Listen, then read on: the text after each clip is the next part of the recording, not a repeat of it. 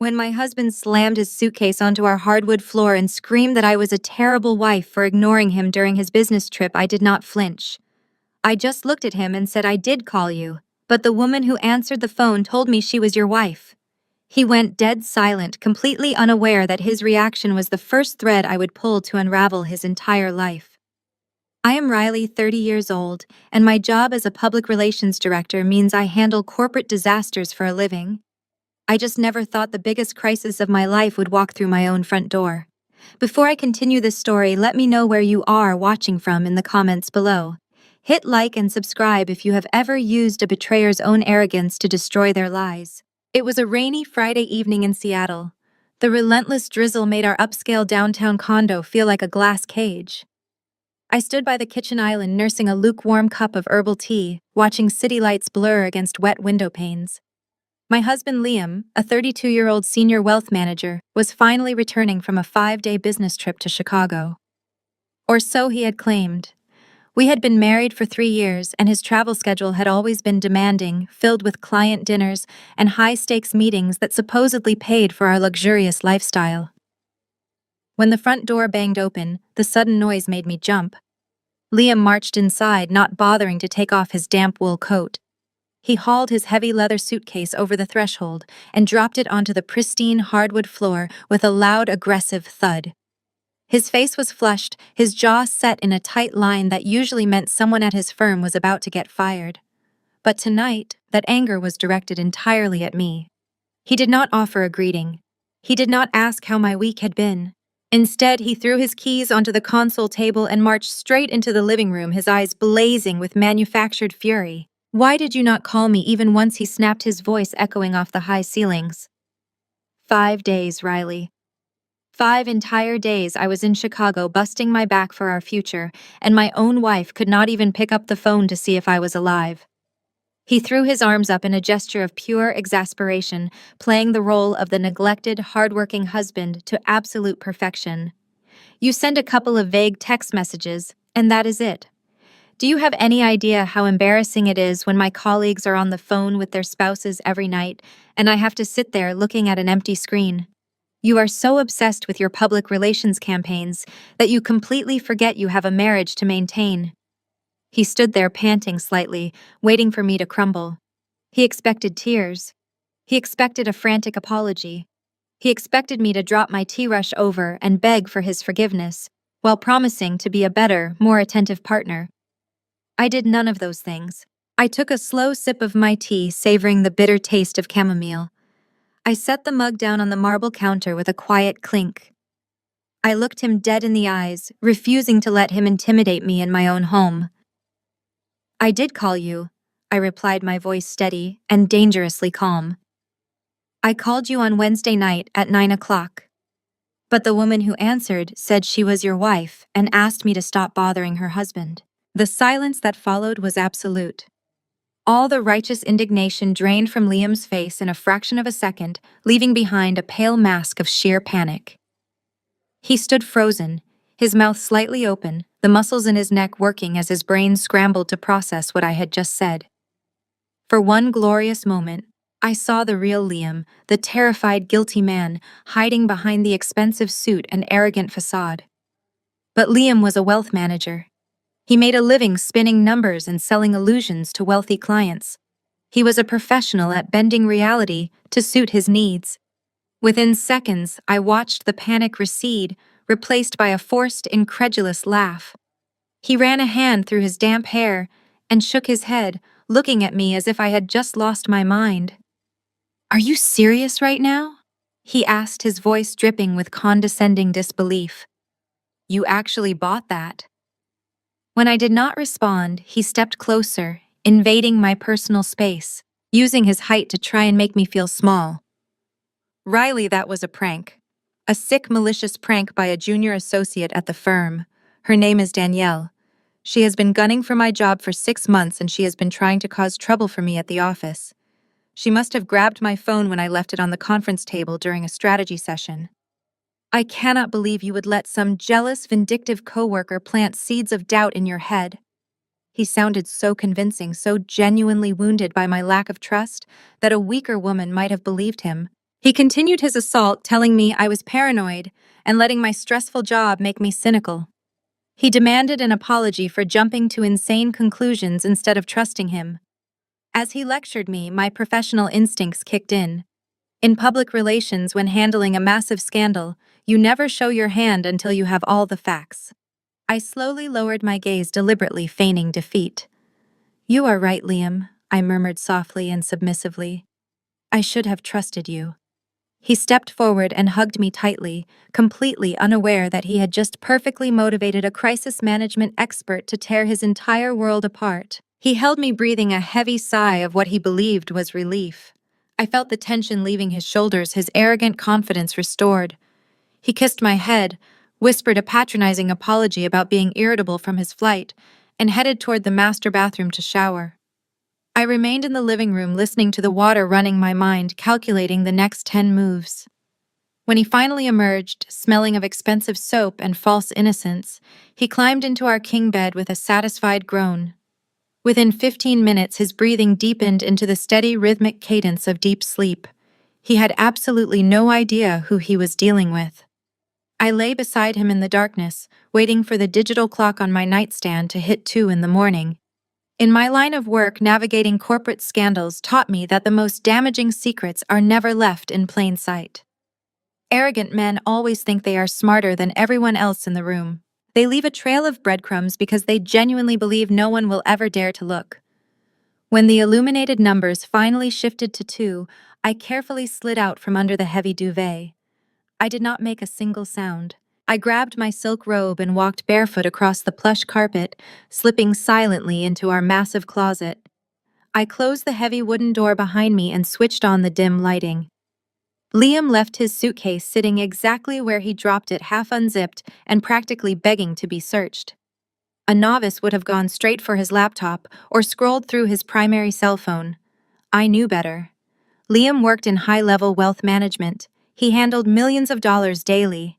His primary devices were heavily encrypted and monitored by corporate compliance protocols. If he was hiding another life, the evidence would be physical analog and tucked away in his exclusive domain. I knelt beside the suitcase and began my audit with surgical precision. I bypassed the folded dress shirts and the stack of dry-cleaned slacks. I ignored the side pockets holding his charging cables and spare ties. Instead, my hands went directly for his custom Italian leather toiletry bag at the very bottom. He ordered it custom-made from Florence 2 years ago, bragging about its hidden compartments designed for traveling executives. He clearly thought I had forgotten that little detail. I pulled the heavy leather bag onto a velvet ottoman and unzipped the main compartment. It smelled of his signature cologne and mint shaving cream. I removed the contents one by one, setting his razor, toothbrush, and moisturizers aside in a neat row. Once the bag was completely empty, I ran my fingertips along the dark waterproof lining. I pressed against the reinforced seams, feeling for the slight elevation of a false bottom. Nothing. I traced the side panels, my thumb catching on a tiny invisible zipper tucked beneath a leather flap. My pulse quickened, but I kept my breathing slow and controlled. I pinched the minuscule metal tab and pulled it back. Inside the hidden pocket lay 2 objects. The first was a sleek black prepaid burner phone. It was powered down, a ghost device purchased with cash and untraceable.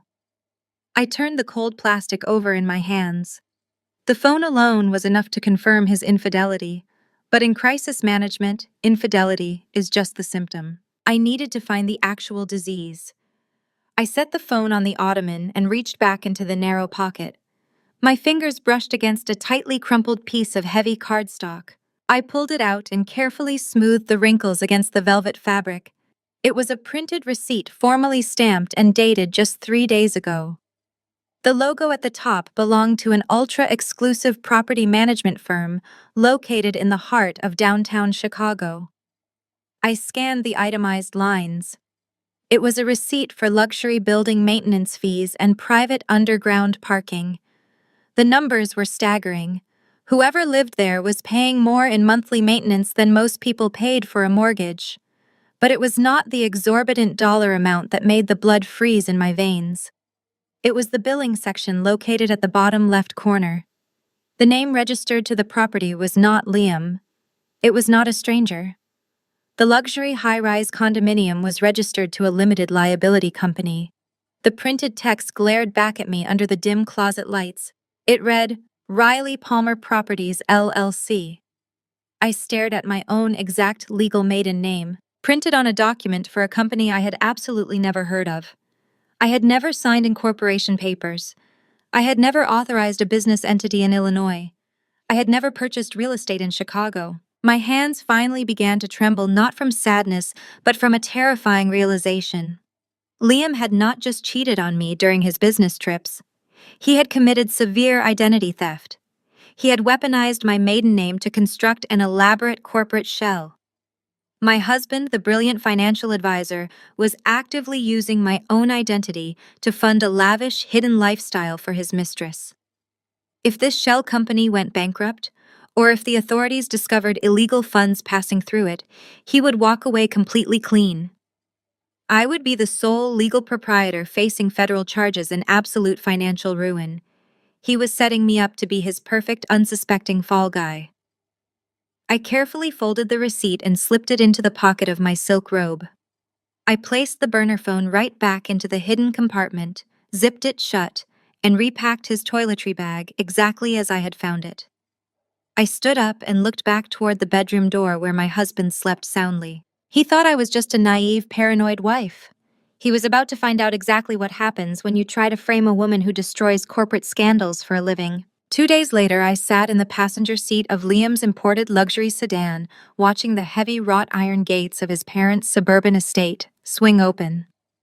The sprawling stone mansion sat on 4 pristine acres of meticulously manicured lawn, a looming monument to Richard and Caroline's generational wealth and unyielding arrogance. Inside my leather purse, securely zipped away in a hidden pocket, was my phone containing a high-resolution photograph of the LLC receipt I had found tucked inside Liam's toiletry bag. For 48 grueling hours, I had played the role of the apologetic, overworked, and slightly paranoid wife. I smiled at his jokes, I cooked his favorite breakfast, and I swallowed my rising bile. My career in public relations crisis management had taught me exactly how to wear a mask, and right now my very survival depended on flawless, emotionless execution. Sunday family dinners at the estate were mandatory. Attendance was not a polite request, it was a royal summons. We took our places at the massive mahogany dining table surrounded by glittering crystal stemware, heavy silver cutlery, and the oppressive weight of family expectations. The atmosphere was immediately suffocating. Caroline sat at the opposite end of the table from Richard, radiating a cold, polished hostility. She wore a beige cashmere sweater, set pearl earrings, and a tight smile that never quite reached her calculating eyes. Before the first course of seared scallops was even cleared by the hired catering staff, she locked her sights directly on me. Caroline picked up her expensive red wine, swirled it slowly, and leaned forward. "Riley, darling," she purred, her voice dripping with artificial sweetness, meant to disguise the poison beneath. "I saw the photographs from your firm's latest charity gala online. It looked very colorful. Though I have to wonder, when are you going to transition out of this glorified party planning phase? You are 30 years old now. It is time to start thinking about leaving a real legacy." I kept my expression entirely neutral, calmly slicing a piece of roasted asparagus. "It is strategic corporate communications." Caroline, I replied smoothly, refusing to take the bait. "We manage corporate reputations and handle high-level brand crises." She waved a dismissive manicured hand, her diamond rings catching the light from the chandelier overhead. "Call it whatever you want, dear.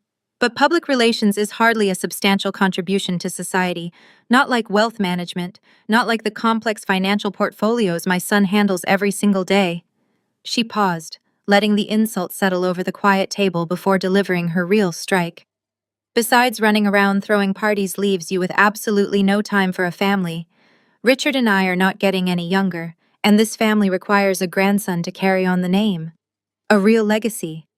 It is incredibly selfish to deprive Liam of a family just because you want to play event planner downtown." The cruelty was perfectly synchronized, a well-rehearsed routine designed to establish dominance and keep me in my place.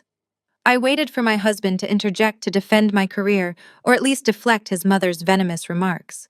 Instead, Liam chuckled. He actually sat there sipping his wine and laughed at my expense. He looked down the length of the table toward his father, Richard, seeking the older man's validation. Mom is not entirely wrong, Riley.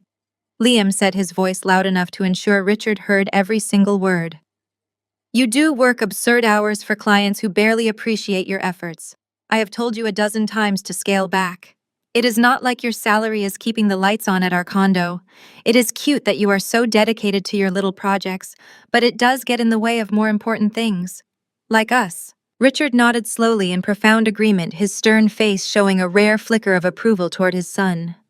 A man needs a wife who prioritizes the home, Richard rumbled, gesturing with his steak knife. You cannot build a financial empire if your foundation is distracted by trivialities. Liam needs support, Riley.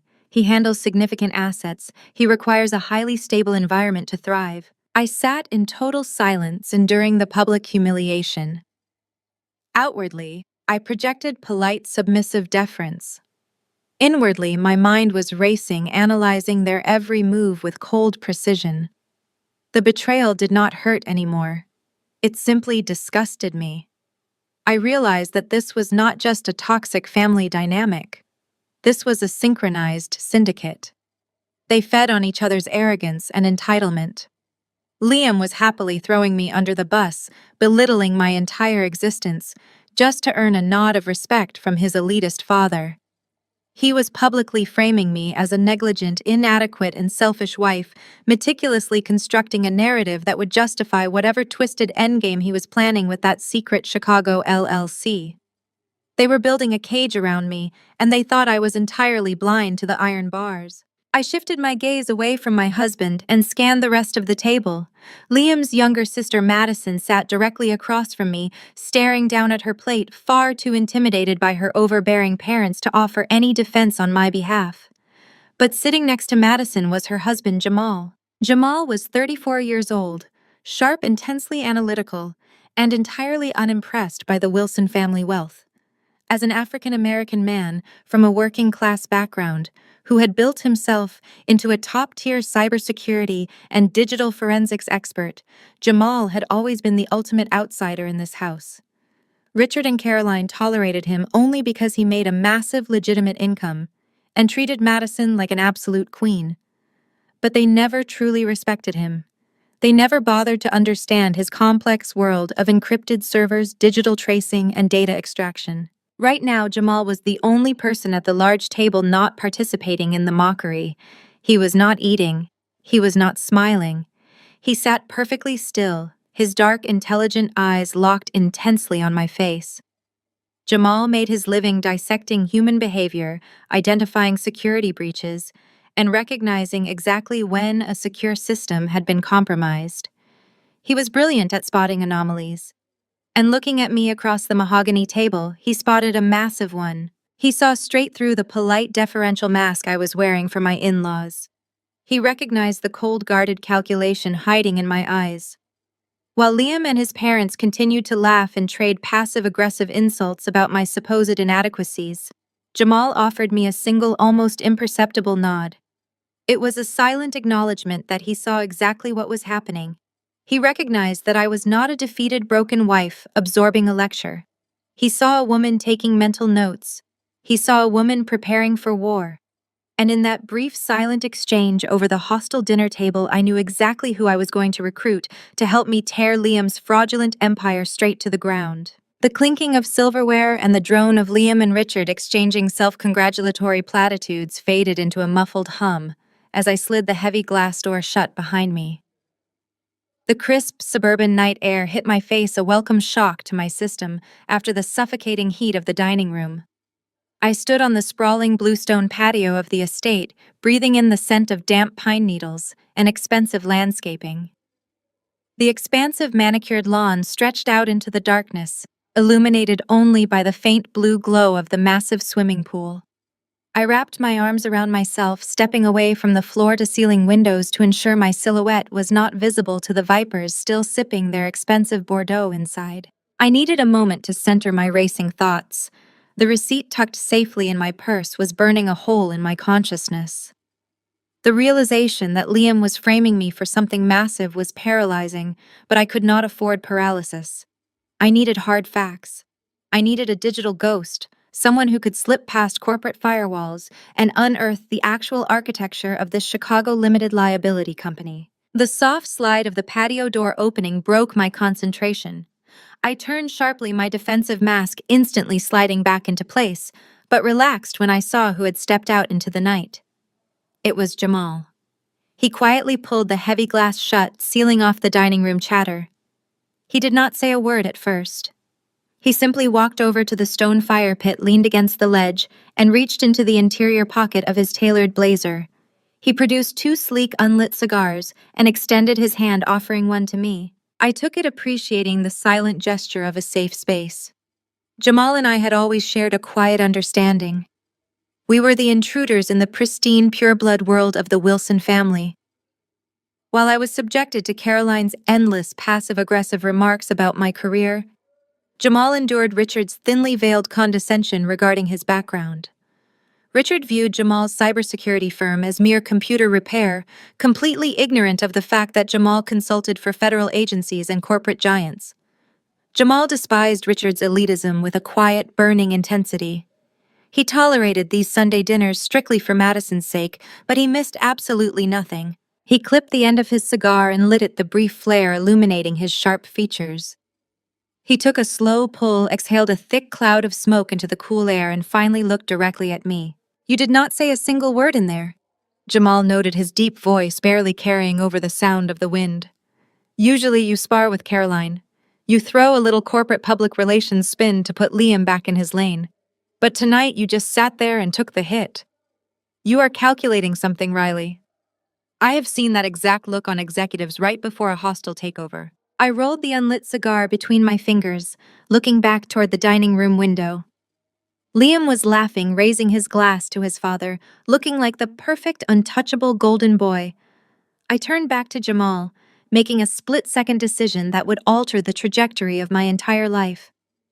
I knew his expertise, and I knew his absolute loyalty lay with truth, rather than this toxic family hierarchy. "I am not calculating a takeover, Jamal," I replied, my voice steady, dropping the polite facade entirely.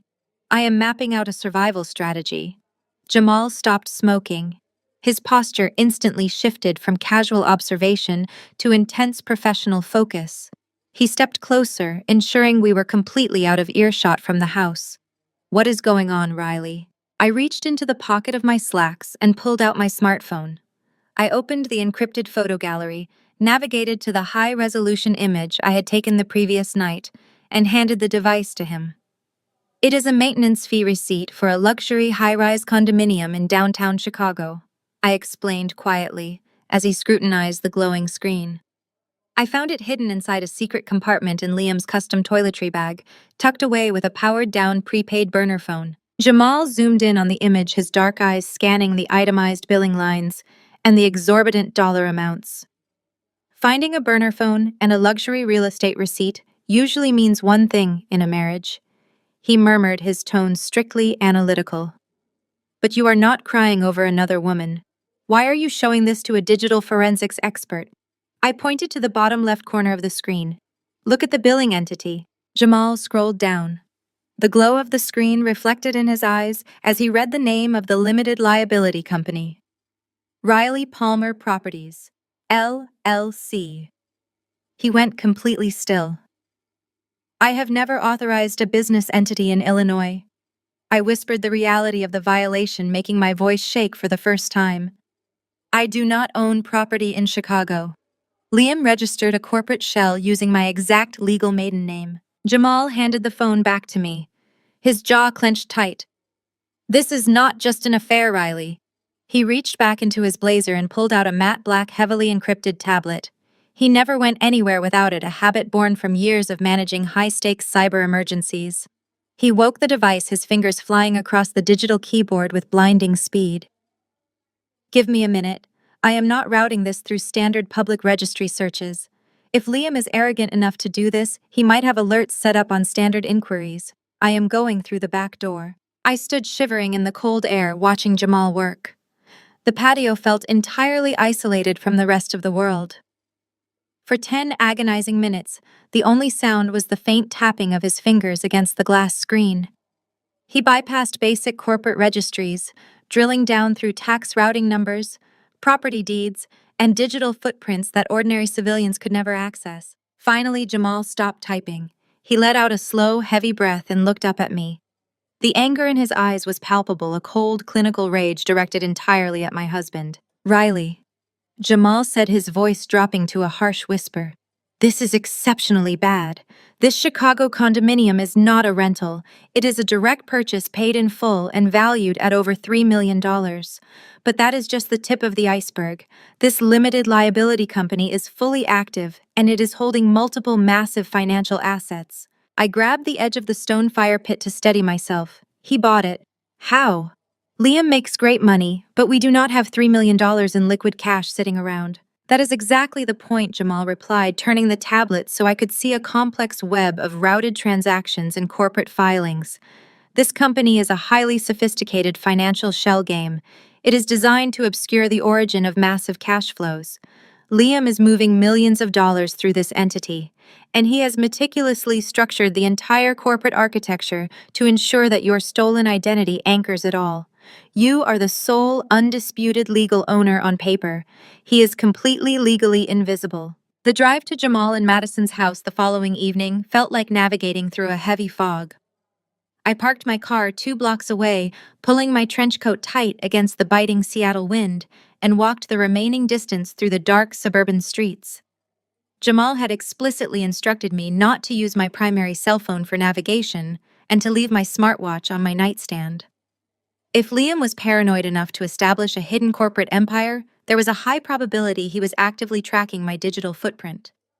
I slipped quietly through the side gate of their property and approached the separate reinforced entrance to Jamal's basement office. It was a standalone fortress of digital security, completely insulated from the main house where Madison was currently asleep. When the heavy steel door clicked open, I stepped into a room that hummed with the low, constant vibration of high-capacity servers.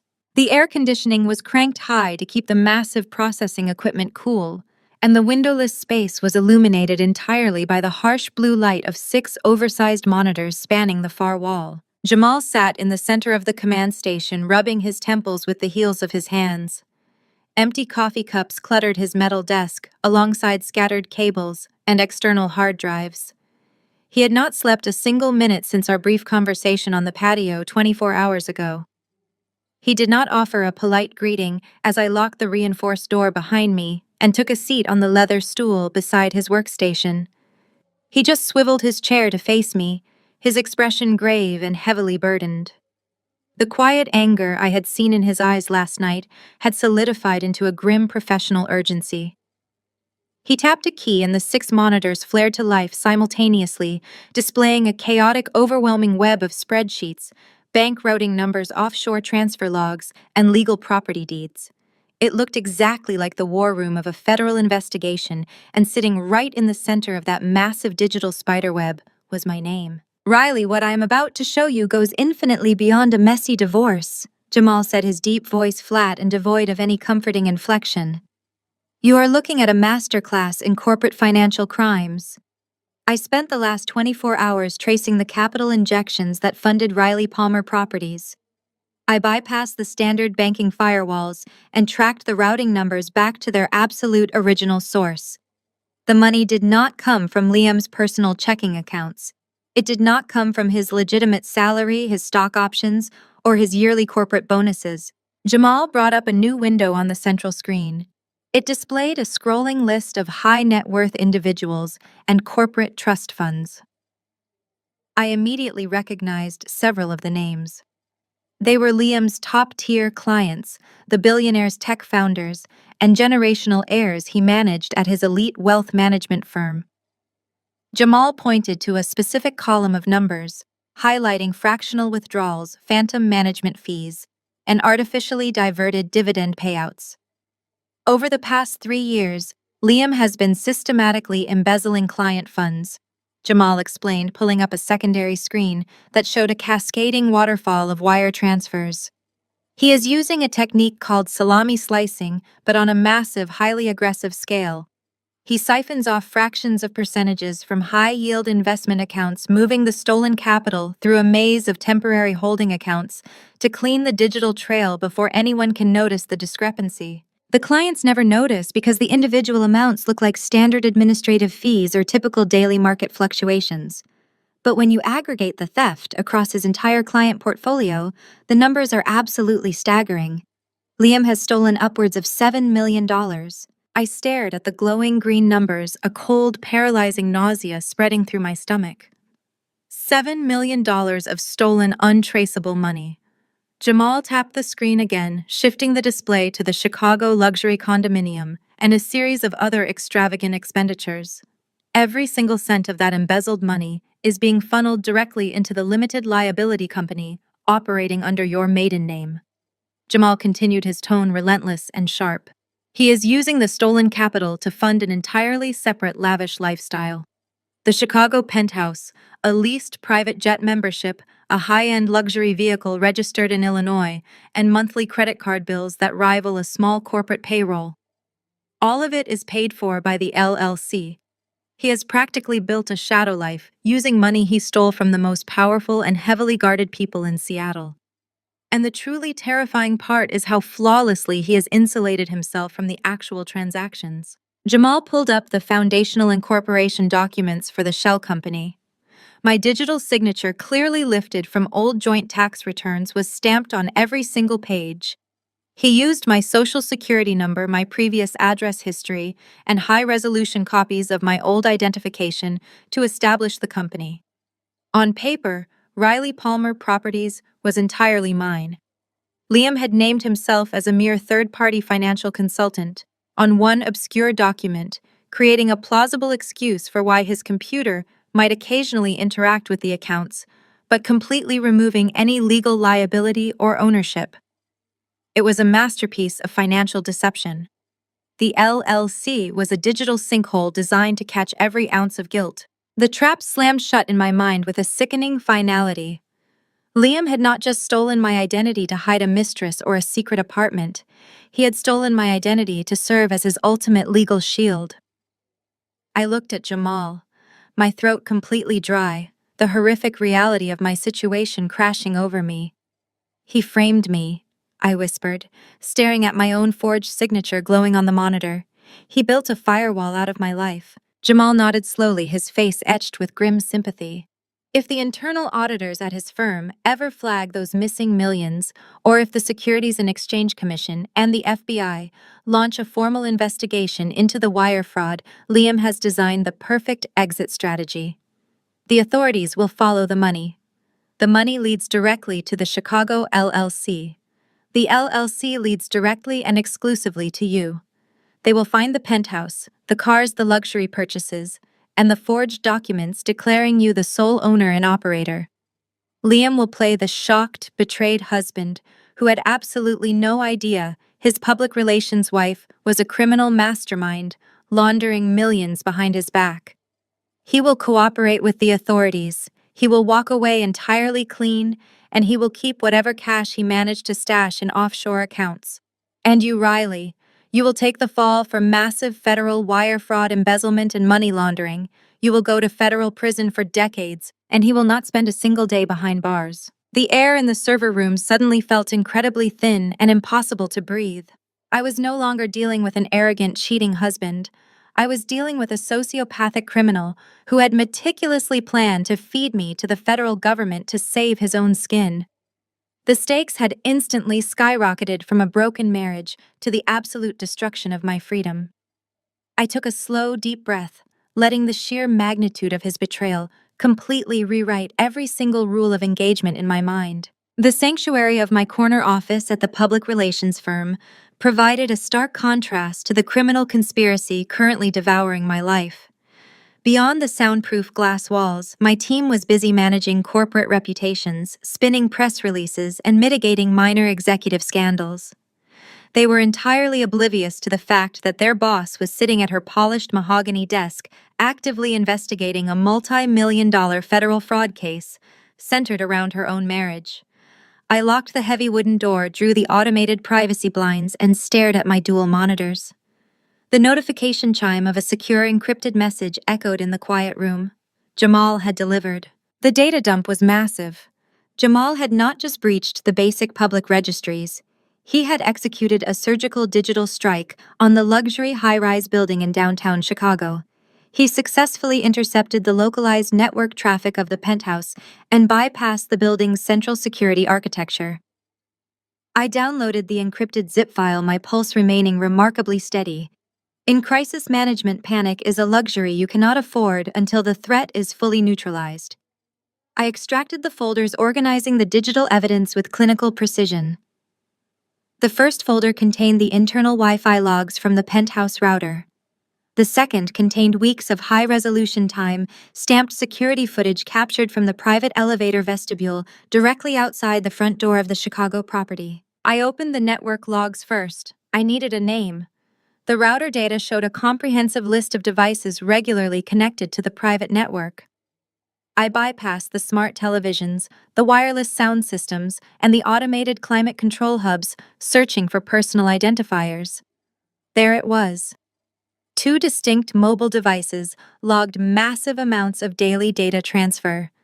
The first was designated as Liam Private, confirming his absolute comfort in treating the crime scene as a secondary home.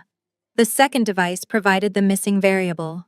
It was registered simply as Bianca iPhone Pro. I immediately launched the specialized open-source intelligence software my firm utilized for deep background checks on corporate executives. I cross-referenced the name Bianca with the specific Chicago zip code, Liam's frequent flyer travel dates, and geolocation tags. Within 4 minutes, the software aggregated a comprehensive digital footprint. I pulled up her public profiles and stared at the face of the woman living inside a $3 million fortress, anchored by my stolen identity. Bianca was 31 years old, a self-proclaimed socialite and lifestyle influencer with absolutely no legitimate source of income or employment history. Her digital presence was a towering monument to narcissism and unearned wealth. Her feed was an endless curated scroll of designer handbags, first-class international flights, and subtle, arrogant brags about her lavish existence. She photographed herself lounging on custom Italian leather sofas, sipping vintage champagne on a balcony that I instantly recognized from the architectural blueprints of the Chicago high-rise. She was financing her flawless filtered aesthetic with the millions of dollars my husband was actively embezzling from his clients. Bianca was not just a mistress hiding in the shadows. She was a liability flaunting stolen assets in broad daylight, blissfully unaware that her extravagant lifestyle was built on a foundation of federal wire fraud registered entirely in my name. I pushed the social media profiles aside and clicked open the second folder. It was time to watch the security footage. I arranged the video files by date, starting with Liam's most recent supposed business trip. The camera angle provided a clear, unobstructed view of the private elevator doors and the heavy mahogany entrance to the penthouse. I hit play and watched hours of their domestic routine unfold in fast forward. I watched Bianca returning from high-end shopping sprees, her arms loaded with glossy retail bags. I watched her accept daily deliveries of expensive floral arrangements and catered meals. Then the elevator doors slid open and my husband stepped into the frame. He was wearing the exact bespoke charcoal suit I had picked up from our local dry cleaners for him. He carried a leather briefcase, looking every bit the exhausted, dedicated wealth manager returning from a long day of client meetings. Bianca opened the door before he could even reach for his keys. She threw her arms around his neck and he kissed her with an easy, practiced familiarity. The sheer audacity of his relaxed posture made my blood run cold. He was standing inside a multi-million-dollar asset, purchased with stolen client funds, holding a woman financed by embezzlement, completely confident that his public relations wife was sitting blindly in Seattle, waiting for him to come home. I did not shed a single tear. I just watched, rewound, and analyzed the footage, treating his betrayal as a critical data point. I clicked to the next video file, dated just 3 days ago. The timestamp indicated it was mid-afternoon. The polished elevator doors slid open and Bianca stepped out into the private vestibule. She was not carrying shopping bags this time. She was holding a child. My hand froze over the mouse. I paused the video, leaning closer to the high-resolution monitor, my eyes scanning the frozen frame. It was a little boy, roughly 2 years old. He had a mop of dark, unruly curls and was dressed in a miniature designer sweater. Bianca shifted his weight effortlessly onto her hip as she reached into her purse for the penthouse keys. The child pointed at the security camera, his tiny face breaking into a bright, innocent smile. I hit play, my heart hammering a frantic, deafening rhythm against my ribs. 10 seconds later, the elevator doors opened again. Liam stepped out. He did not greet Bianca with a kiss this time. He immediately dropped his expensive leather briefcase onto the hallway floor, reached out, and scooped the toddler directly into his arms. The little boy laughed immediately, burying his face into the crook of Liam's neck, with absolute, undeniable familiarity. Liam closed his eyes and kissed the top of the boy's head. His face radiated a profound, genuine joy that I had not seen directed at me in over half a decade. The physical resemblance between the man and the toddler was absolute. The air vanished from my office, the devastating truth locked into place with a terrifying, flawless logic. This was not a midlife crisis. This was not a fleeting affair fueled by corporate arrogance. Liam had a secret son. The timeline perfectly aligned with the purchase of the custom toiletry bag, the creation of the fraudulent limited liability company, and the beginning of the massive corporate embezzlement. Liam needed millions of dollars in untraceable cash to raise his secret heir in absolute luxury without alerting his overbearing parents or his firm. While Richard and Caroline publicly humiliated me at Sunday dinners for failing to provide a grandson to carry on their elite legacy, Liam had already secured one in the shadows. He had built an entirely new family, and he was using my forged signature, my stolen identity, and the threat of my federal imprisonment to finance his new son's royal inheritance. I stared at the monitor as Liam carried the boy into the penthouse, realizing that my husband did not just want a divorce, he needed a scapegoat. I closed the encrypted file and handed the tablet back to Jamal in total silence. The horrifying clarity of my husband's blueprint left no room for shock, only a cold, mechanized drive to dismantle his entire operation. But before I could detonate his perfectly curated life, I needed to define the exact perimeter of the blast zone. I had to know if Liam was acting as a lone architect, or if the Wilson Syndicate was fully complicit in hiding and funding his secret bloodline. Early the next morning, I initiated Phase 2. I sent a carefully worded, deferential text message to my mother-in-law, asking if she might have a narrow window in her demanding social schedule to meet me for coffee. I sprinkled the message with precisely the right amount of artificial desperation, hinting that I needed her superior guidance regarding my marriage. Caroline, fundamentally unable to resist an opportunity to lecture me on my inadequacies, agreed immediately. We met at an ultra-exclusive artisan coffee roaster tucked away in the downtown financial district. It was the kind of establishment that served pour-over Ethiopian blends in unglazed ceramic mugs to venture capitalists and board members. I arrived 20 minutes early to secure a corner booth, positioning myself with my back to the wall so I could observe the entire room. I ordered a black drip coffee and waited, mentally reviewing the negotiation tactics I utilize daily to disarm hostile corporate executives. Caroline swept through the heavy glass doors exactly 7 minutes late, a classic power play designed to establish immediate dominance. She wore a tailored houndstooth blazer and clutched a designer handbag that cost more than a mid-sized sedan. She slid into the booth opposite me, her gaze sweeping over my simple wool trench coat with practiced disdain. She ordered a complicated espresso beverage from the hovering barista without once looking at him, then folded her manicured hands on the reclaimed wood table. Riley Caroline began, her tone a mixture of forced pity and supreme arrogance. Your message sounded rather frantic. I certainly hope you are not bringing domestic melodrama into the public sphere. I dropped my shoulders, forcing my posture into a submissive slump. This was my favorite crisis communication tactic. You mirror your opponent's lowest expectations to completely bypass their defensive perimeter. I appreciate you making the time, Caroline. You were right on Sunday. You and Richard were completely right. Caroline's perfectly arched eyebrows rose a fraction of an inch. She took a slow sip of her espresso, visibly savoring the taste of my manufactured defeat. I am listening, she purred. I have been too focused on my firm. I continued modulating my voice to sound weary and thoroughly beaten. I am working absurd hours and I can see the toll it is taking on Liam. He seems distant. He is traveling constantly. I feel like I am failing to provide the stable foundation Richard mentioned. I want to fix it. I want to prioritize building our family. Caroline smiled a genuine, terrifying expression of pure victory. She believed she had finally broken my spirit. She leaned forward, the expensive scent of her perfume wafting across the table. I am glad you have finally gained some perspective, Riley. Liam is a brilliant man carrying the weight of significant financial portfolios. He does not need a career woman competing with him. He needs a traditional wife. If you step back from your little public relations projects, you might actually salvage this marriage. I nodded meekly, tracing the rim of my ceramic mug with a trembling finger. I am planning to scale back my client roster by the end of the quarter.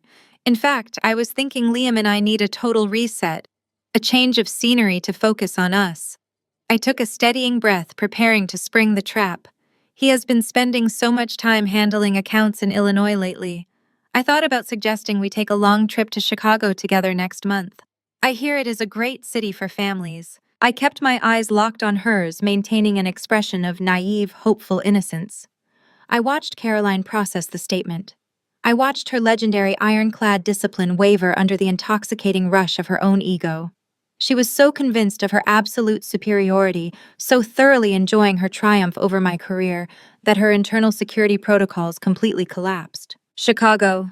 Caroline repeated, her tone instantly warming with a sickening, genuine pride. Oh, it absolutely is. The private schools in the Gold Coast district are unparalleled, and the cultural institutions are phenomenal. She took another sip of her coffee, completely drunk on her own arrogance. It truly is the best environment for a growing boy. The words hung in the air between us. The heavy grinding hum of the espresso machine seemed to amplify the fatal slip. Caroline froze. The color drained from her perfectly made-up face in a fraction of a second.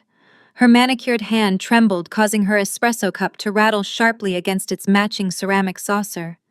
Her calculating eyes went wide, darting away from my face as she desperately tried to process what she had just revealed. She swallowed hard, her mouth opening and closing as she searched for a way to walk back the statement to spin the massive, glaring error she had just made. But the damage was irreversible. I did not blink. I did not break eye contact. I let the suffocating silence stretch, allowing her to realize exactly what had transpired. My submissive posture vanished. I sat up straight, my spine locking into a rigid, commanding line. The exhausted, defeated daughter-in-law disappeared, entirely replaced by the ruthless crisis manager she had spent the last 5 years drastically underestimating. They knew. Richard and Caroline knew absolutely everything. They knew about Bianca. They knew about the secret, illegitimate 2-year-old heir living in the $3 million penthouse. And if they knew about the child, they undoubtedly knew exactly how their brilliant sociopathic son was financing that hidden empire. They were not ignorant bystanders. They were active, complicit co-conspirators. They had been sitting across from me at countless Sunday dinners, demanding I give them a grandson, while secretly harboring the knowledge that Liam had already provided one through a mistress funded by my stolen identity, a growing boy. I repeated softly, my voice devoid of any warmth. How incredibly specific, Caroline. Caroline stared at me, sheer, unadulterated panic, finally breaking through her elitist mask. She grabbed her designer handbag, sliding out of the booth with graceless, frantic speed. I have a board meeting, she stammered, her voice breathless and tight. I have to leave. I watched her practically run out of the coffee shop, abandoning her half-empty espresso on the table. The perimeter of the blast zone was officially confirmed. The entire Wilson family was in on the slaughter. They were all going to burn. I walked out of the artisan coffee shop into the biting afternoon wind, the physical world around me feeling entirely disconnected from the cold mechanical rhythm now dictating my heartbeat. I did not return to my personal SUV parked in the firm's underground garage. Instead, I crossed 2 busy intersections and approached a nondescript rented sedan I had specifically procured for this phase of the operation. I slipped into the driver's seat, locked the heavy doors, and immediately activated the encrypted voice application on my secondary burner phone. The insulated cabin of the car provided a suffocating silence, broken only by the digital ringing tone. Jamal answered on the second ring, his breathing shallow and rapid. "I have perimeter confirmation," I stated, staring blindly through the windshield at the crawling downtown traffic. Caroline just sprinted out of here in a blind panic. She slipped. She bragged about the Chicago Gold Coast being the perfect environment for a growing boy, and the moment the words left her mouth, she realized I was not talking about a hypothetical future child. She knows everything. The entire Wilson family is operating as a unified syndicate. A heavy, jagged exhale crackled through the encrypted connection. "They are completely out of their minds," Jamal muttered, the typing on his end, instantly accelerating into a frantic, aggressive clatter. "If Caroline knows about the illegitimate heir, then Richard is the architect. A man with his level of obsessive narcissistic control over his family's wealth does not let a $3 million penthouse and a secret grandson exist outside his direct jurisdiction." "Exactly," I replied, my voice dropping to a low, dangerous register. "Liam is arrogant, but he is fundamentally lazy. He lacks the operational discipline to set up a firewall this intricate without his father's oversight. Tear Richard's portfolio apart, bypass the public holdings, and hit the blind trusts. I need to know the exact depth of the patriarch's complicity." I sat in the idling sedan, listening to the furious, rhythmic striking of Jamal's mechanical keyboard. The minutes stretched thick and suffocating. My mind involuntarily replayed a decade of excruciating Sunday dinners at the Wilson estate. I recalled Richard sitting at the head of his sprawling antique dining table, swirling an imported scotch, while loudly lamenting my dedication to my public relations firm. I remembered Caroline sliding condescending fertility clinic brochures across the marble countertops. They had subjected me to years of psychological torture, framing me as a defective, inadequate wife who was failing their golden son. All the while, they were actively funding the woman who had given them the grandson they demanded, perfectly content to use my face as a mask for their son's respectable public profile. "Riley," Jamal said, his voice abruptly slicing through the quiet cabin. It was not a tone of discovery, it was a tone of absolute chilling horror. I found the origin point. The embezzlement from Liam's clients only accounts for the maintenance of the Chicago lifestyle. It covers the designer clothes, the private jets, and the monthly credit card bills. But Liam did not have the upfront capital to purchase the penthouse outright or seed the initial offshore accounts. He needed a massive injection of clean cash to legitimize the shell company before he started siphoning client funds to sustain it. "Who provided the seed capital?" I demanded, my grip on the steering wheel turning my knuckles a bruised, bloodless white. "Richard." Jamal answered, the finality of the word landing like a physical blow. "I just pierced the corporate veil on a heavily guarded blind trust registered in the Cayman Islands. 3 years ago, right around the time Bianca became pregnant, Richard utilized that trust to secure a massive commercial loan from a private, decentralized lending institution. $2.8 million. He then funneled that exact sum through a labyrinth of 4 different international holding accounts to scrub the origin marker. The final destination of that laundered money was the foundational bank account for Riley Palmer Properties." My breath hitched, a wave of profound, paralyzing nausea washing over me. "Richard funded the LLC. He did not just fund it," Riley, Jamal corrected, his tone turning fiercely protective. "He co-signed the foundational loan documents using his offshore equity as collateral, but he deliberately structured the receiving corporation entirely in your name. He utilized the same forged digital signatures and stolen social security numbers Liam used. Richard Wilson willingly and knowingly financed the operation that framed you." The sheer, breathtaking magnitude of their evil settled over me, replacing the nausea with a burning, absolute clarity. This was an orchestrated, multi-generational conspiracy. The Wilsons possessed an archaic, almost pathological obsession with their bloodline. They viewed my working-class background as a genetic stain on their pristine old money lineage. Bianca, despite her vapid social media presence, possessed the right pedigree. She was the daughter of a minor real estate magnate, someone they deemed worthy of carrying their precious DNA.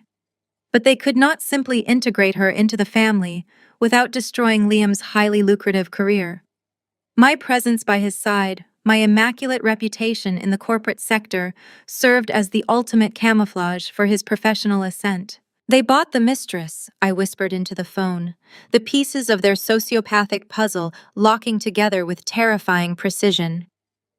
They bought the mistress and the penthouse to secure the pure-blood grandson they always wanted, but they knew the financial upkeep would eventually require illegal maneuvering. They knew Liam would have to steal to maintain two completely separate high-profile lives. Jamal's silence on the other end of the line was a grim confirmation. They needed a fail-safe, he said softly. They needed a disposable asset, I concluded, staring at my own reflection in the rearview mirror. The woman looking back at me was no longer a wife. She was a weapon. They set up the LLC in my name, so that when the federal government inevitably detected the wire fraud, the FBI would bypass the Wilson estate entirely. The money trail skips Richard. It skips Liam. It leads directly to a shell company owned by Riley Palmer. They intentionally designed a legal slaughterhouse and chained me to the floor. They were planning to sacrifice me to a federal penitentiary to protect their son and their secret heir. We have the loan documents, Jamal stated, the aggressive clatter of his keyboard returning. We have the routing numbers. We have the undeniable cryptographic proof that Richard Wilson financed a domestic terrorism plot against his own daughter-in-law. Give me the word, Riley. Tell me what to do with them. I closed my eyes, letting the last remaining shred of my humanity, my empathy, and my mercy burn away into ash.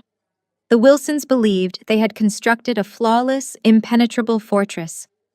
They believed I was nothing more than a naive disposable shield completely blind to the bomb they had strapped to my chest. They were about to learn exactly why I was considered the most lethal crisis manager in the city. Package every single digital footprint, Jamal, I commanded, my voice dropping into a register of pure, unadulterated ice. Categorize the loan documents, the wire transfers, and the penthouse security footage. We are not just going to divorce him. We are going to dismantle the entire syndicate. The line went dead, leaving me alone in the rented sedan. The fog had completely lifted.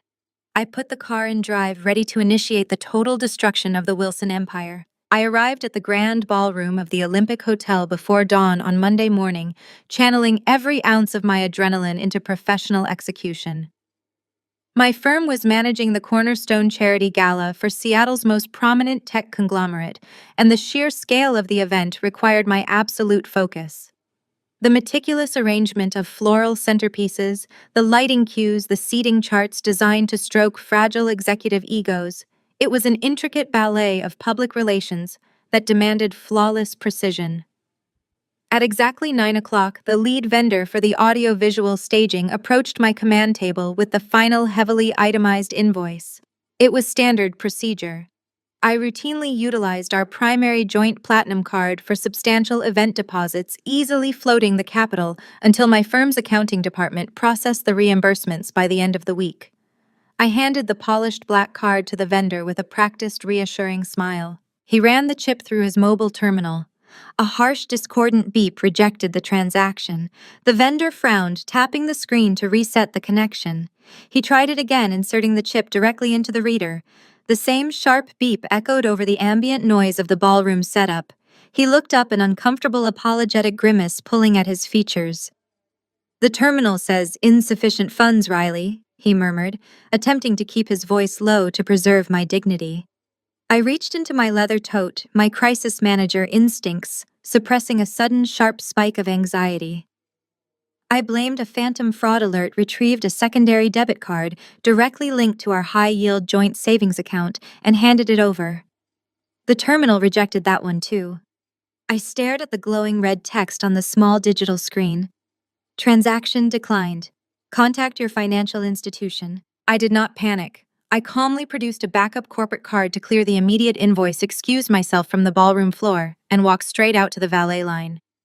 I drove directly to the main branch of our bank in downtown Seattle, navigating the morning traffic with a mechanical, icy focus. The bank was a soaring architectural temple of glass and marble, designed to project absolute security and financial stability. I bypassed the standard teller line and requested an immediate consultation with one of the senior account managers. A polite, impeccably dressed woman named Sarah escorted me into her glass-walled office. I handed her my driver's license and requested a comprehensive real-time audit of every single liquid asset bearing my name. Sarah clicked her mouse navigating through the secure banking portal.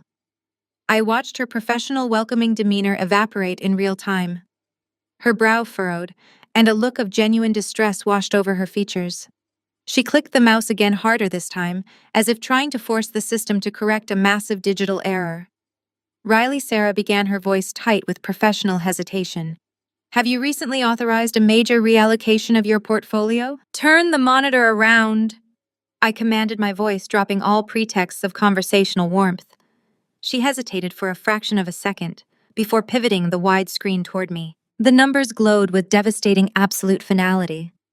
Our primary joint checking account, which typically held our operating capital for the month, displayed a balance of $0.00. Our high-yield savings account was completely emptied. I tracked my eyes down the screen to our shared investment portfolios. Liquidated. The stocks had been hastily sold off, the mutual funds drained, the money market accounts hollowed out. I stared at the cascading columns of digital zeros, a cold, suffocating weight pressing down on my chest.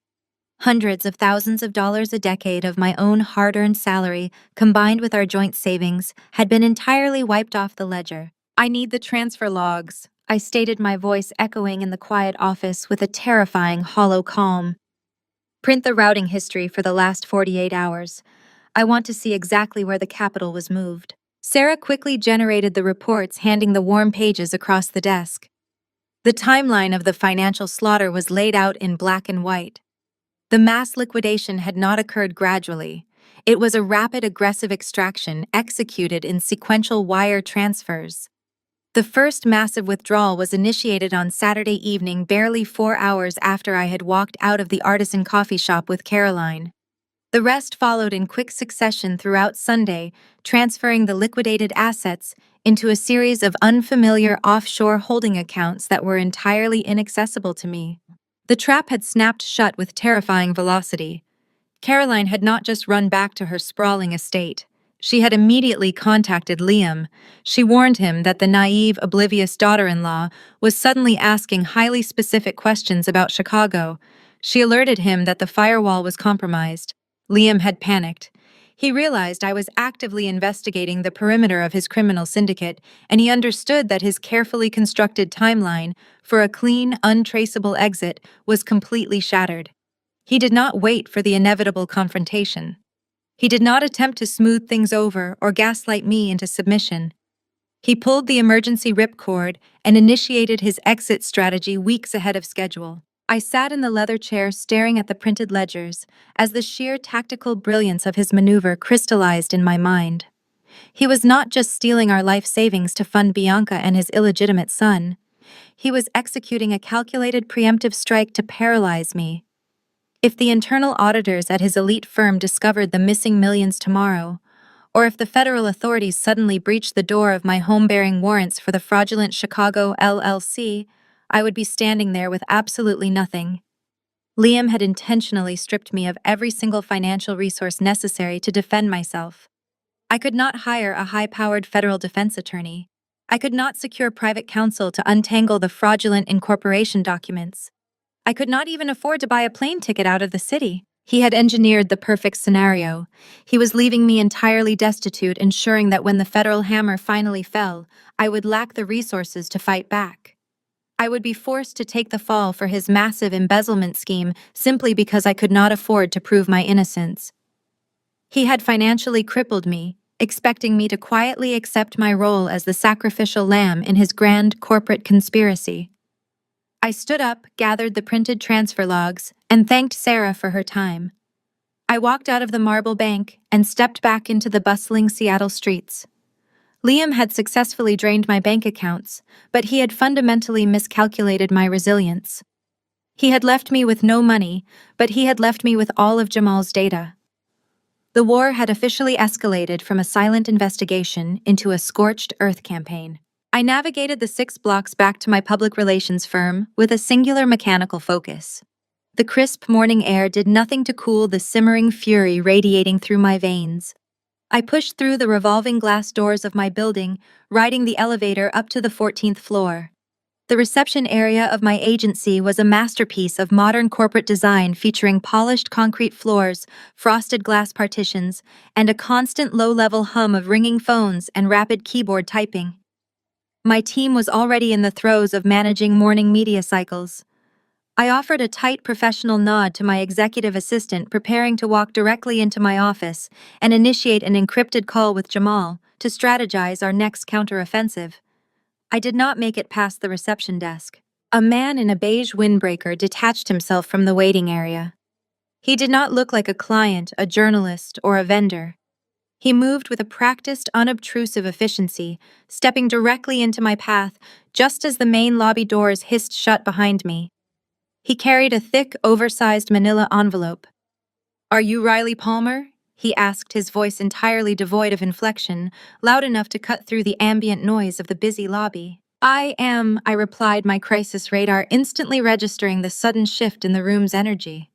Several of my junior account executives paused their conversations, their eyes darting toward the interaction. The man thrust the heavy envelope directly against my chest, forcing me to reflexively bring my arms up to catch it before it hit the floor. "You have been served," he stated flatly. He turned on his heel and walked straight back to the elevators, disappearing before anyone could even process the exchange. The silence in the lobby was absolute and suffocating. The ringing phones seemed to blare in the sudden vacuum. Every single member of my staff was staring at me, witnessing their unflappable crisis managing boss being publicly ambushed by a legal process server in the center of her own corporate fortress. It was a calculated theatrical humiliation. Liam knew exactly what time I arrived at the office, and he deliberately chose the most public damaging venue possible to deliver his strike. I did not falter. I smoothed the lapels of my wool trench coat, adjusted my grip on the thick envelope, and offered a dismissive, reassuring smile to my paralyzed assistant. "Let us get back to work, everyone," I commanded smoothly, projecting an aura of total unbothered control. "I need the quarterly reports for the biotech account on my desk in 10 minutes. I walked into my corner office, closed the soundproof door, and engaged the locking mechanism. The moment I was isolated from prying eyes, the professional mask dissolved. I threw my leather tote onto a chair and ripped open the manila envelope, tearing the reinforced paper with vicious force. A massive stack of densely printed legal documents spilled across my mahogany desk. The header on the first page was printed in bold, uncompromising font. "In the Superior Court of the State of Washington for King County. Petition for dissolution of marriage." Liam had filed for divorce. He had not waited for me to confront him. He had not attempted to negotiate a quiet separation. He had struck with overwhelming preemptive legal force. I flipped rapidly through the pages, my eyes scanning the dense legal jargon. The divorce petition was only the tip of the spear. Beneath it lay a brutal, draconian ex parte motion for a temporary restraining order. Liam had petitioned the court to immediately freeze every single remaining asset attached to my name. The order explicitly blocked me from accessing my firm's business equity, prevented me from securing personal loans, and froze the credit lines I relied on to operate my company. He had legally paralyzed me, cementing the financial ruin he had initiated at the bank just hours prior. I was entirely locked out of my own livelihood, but the true horror of his strategy was buried in the sworn affidavits attached to the back of the petition. I read the paragraphs, the words blurring together into a toxic, terrifying narrative. Liam had officially submitted a sworn statement to the family court, placing a vicious, fabricated narrative on the public record. In black and white, he explicitly accused me of egregious financial infidelity. He claimed he had recently uncovered massive unauthorized withdrawals from our joint marital accounts.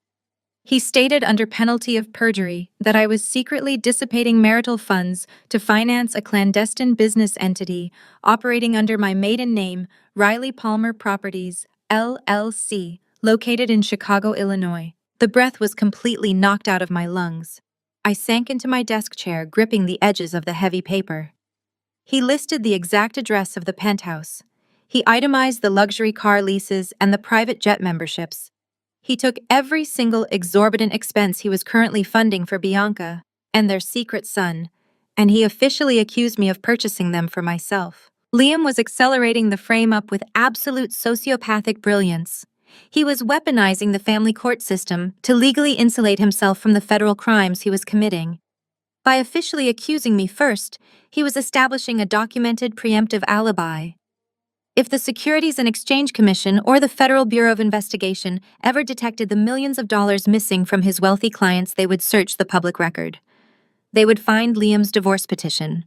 They would see a devastated, betrayed husband who had actively sought court intervention the moment he allegedly discovered his wife's shadow company. He was officially putting my name on the record as the criminal mastermind. He was weaving his lies into the permanent fabric of the judicial system, creating a paper trail that painted me as a greedy, deceitful spouse, laundering money behind his back. The temporary restraining order was not just about leaving me broke. It was designed to make me look like a flight risk, a desperate criminal whose assets needed to be seized by the court before I could liquidate them. He was perfectly positioning me to take the fall for his massive embezzlement syndicate, feeding me to the wolves with a flawless, legally binding narrative. The process server in the lobby was not just delivering divorce papers, he was delivering my execution orders. The process server in the lobby was not just delivering divorce papers, he was delivering my execution orders. I shoved the lethal stack of documents back into the torn envelope and walked straight out of my office. I bypassed my stunned assistant, ignoring the ringing phones, and took the private freight elevator down to the parking garage. The drive to the Seattle suburbs was a blur of gray asphalt and churning strategy. I pulled up to a modest mid-century home wrapped in dense pine trees. I did not bother knocking. I used the spare key hidden beneath a ceramic planter and descended directly into the basement. The space had been entirely transformed into a localized command center. Glowing monitors illuminated the subterranean gloom, casting sharp blue shadows against the cinder block walls. Jamal sat at the epicenter, a headset slung around his neck, his fingers flying across an illuminated keyboard. Standing directly behind him, her arms crossed so tightly her knuckles were white, was Madison. Liam's younger sister stared at the bank of monitors with an expression of profound, unfiltered revulsion. She had grown up in the same oppressive, image-obsessed Wilson household, but unlike Liam, she had escaped it. She had married Jamal, an ethical cybersecurity expert, and built a life far removed from her father's toxic empire. I tossed the thick manila envelope onto the desk beside Jamal's keyboard. The heavy thud echoed in the quiet basement. He filed a preemptive strike. I announced, my voice hard and flat. He initiated a temporary restraining order and froze all my remaining domestic assets. He formally accused me in the divorce petition of hiding marital capital to fund the Chicago operation. He is officially painting me as the architect of the fraud. Madison picked up the petition, her eyes scanning the brutal accusations printed on the legal stationery. She dropped it back onto the desk as if the paper itself were contaminated. I spent my entire life making excuses for Liam's arrogance, she said, her voice shaking with a quiet, lethal intensity. I thought he was just a spoiled, entitled byproduct of our father's narcissism. But this is not entitlement, Riley. This is sociopathic. He is actively trying to send you to federal prison to protect his mistress and his stolen money. She turned to face me, the familial resemblance to Liam completely overshadowed by the fierce, unwavering loyalty in her eyes. I just spent the last 2 hours reviewing the financial ledgers Jamal decrypted. I saw the Cayman Island transfers. I saw our father's signature on the foundational loan documents. My parents knowingly financed a criminal syndicate to buy themselves a pureblood grandson, and they planned to use you as the fall guy. Madison stepped forward and grasped my hands, her grip like iron. I am done with the Wilson family. I am stripping their name from my life. Tell us exactly what you need to burn their empire to the ground. The absolute certainty of her defection fortified the cold resolve anchoring my spine. I turned my attention to Jamal. He had not flinched when the divorce papers landed on his desk. His eyes were locked on a scrolling wall of code on his primary monitor. Let him play his pathetic games in family court, Jamal stated, his voice radiating a dangerous, predatory calm. A temporary restraining order relies on a judge believing his fabricated narrative, but Liam made a fatal, catastrophic error in his execution. He assumed digital anonymity was a guarantee. He forgot who he was dealing with. Jamal tapped a key, bringing a complex, data-heavy spreadsheet to the forefront of the largest monitor. It was a comprehensive digital audit of every single wire transfer associated with the embezzled funds. I did not just track where the money went, Jamal explained, pointing to a column of numerical sequences. I tracked exactly where the transfer commands originated. I pulled the Internet Protocol logs, the digital fingerprints left behind, every time a secure banking portal is accessed. If you were the criminal mastermind, secretly siphoning funds, those IP logs would trace back to your devices. They would trace back to your office network or your personal mobile phone. He highlighted two specific repeating IP addresses in bright yellow. Neither of these addresses belongs to any device you own. Jamal continued, his grin sharp and triumphant. I ran a geolocation trace on the origin points. 70% of the fraudulent wire transfers to the Chicago Shell Company were executed from a highly secure registered IP address belonging to the executive floor of Liam's wealth management firm. My breath hitched as the magnitude of the evidence materialized on the screen. He initiated the theft from his own desk. It gets better. Jamal set his fingers flying across the keyboard to pull up a secondary map graphic. The remaining 30% of the transfers, the ones executed late at night and on weekends, originated from a private residential router. I pinged the service provider. The router is registered directly to Bianca's luxury townhouse. He used his mistress's personal Wi-Fi network to launder stolen client funds into the LLC that pays for her penthouse. We have the hard, irrefutable digital proof, Madison added, her voice ringing with vindication. The IP logs absolutely obliterate his divorce petition. You are completely insulated from the actual execution of the fraud. We can hand this data directly to the FBI and watch Liam be arrested before the family court judge even reviews his restraining order. I stared at the glowing map, the pieces of a radically different strategy snapping together in my mind with brutal clarity. A slow, dangerous realization began to form, fundamentally altering my perception of the battlefield. Wait, I murmured, stepping closer to the monitors. Pull up the Chicago LLC incorporation documents again. Show me the exact ownership structure Richard and Liam designed when they filed the paperwork. Jamal frowned, confused by the pivot, but quickly retrieved the scanned legal filings. He magnified the operating agreement on the center screen. Liam was terrified of leaving a paper trail connecting back to the Wilson estate, I noted, tracing my finger along the digital text. He needed a perfect disposable shield, so he did not establish a joint venture. He did not list himself as a minority stakeholder. He did not put a single drop of Wilson equity on the public record. Madison's eyes widened as she followed my line of sight. He registered at 100% in your name. Exactly. I confirmed, my voice dropping into a register of absolute predatory ice. Riley Palmer Properties, LLC, is not a joint marital asset. According to the foundational documents Liam himself orchestrated, I am the sole proprietor. I am the sole managing member.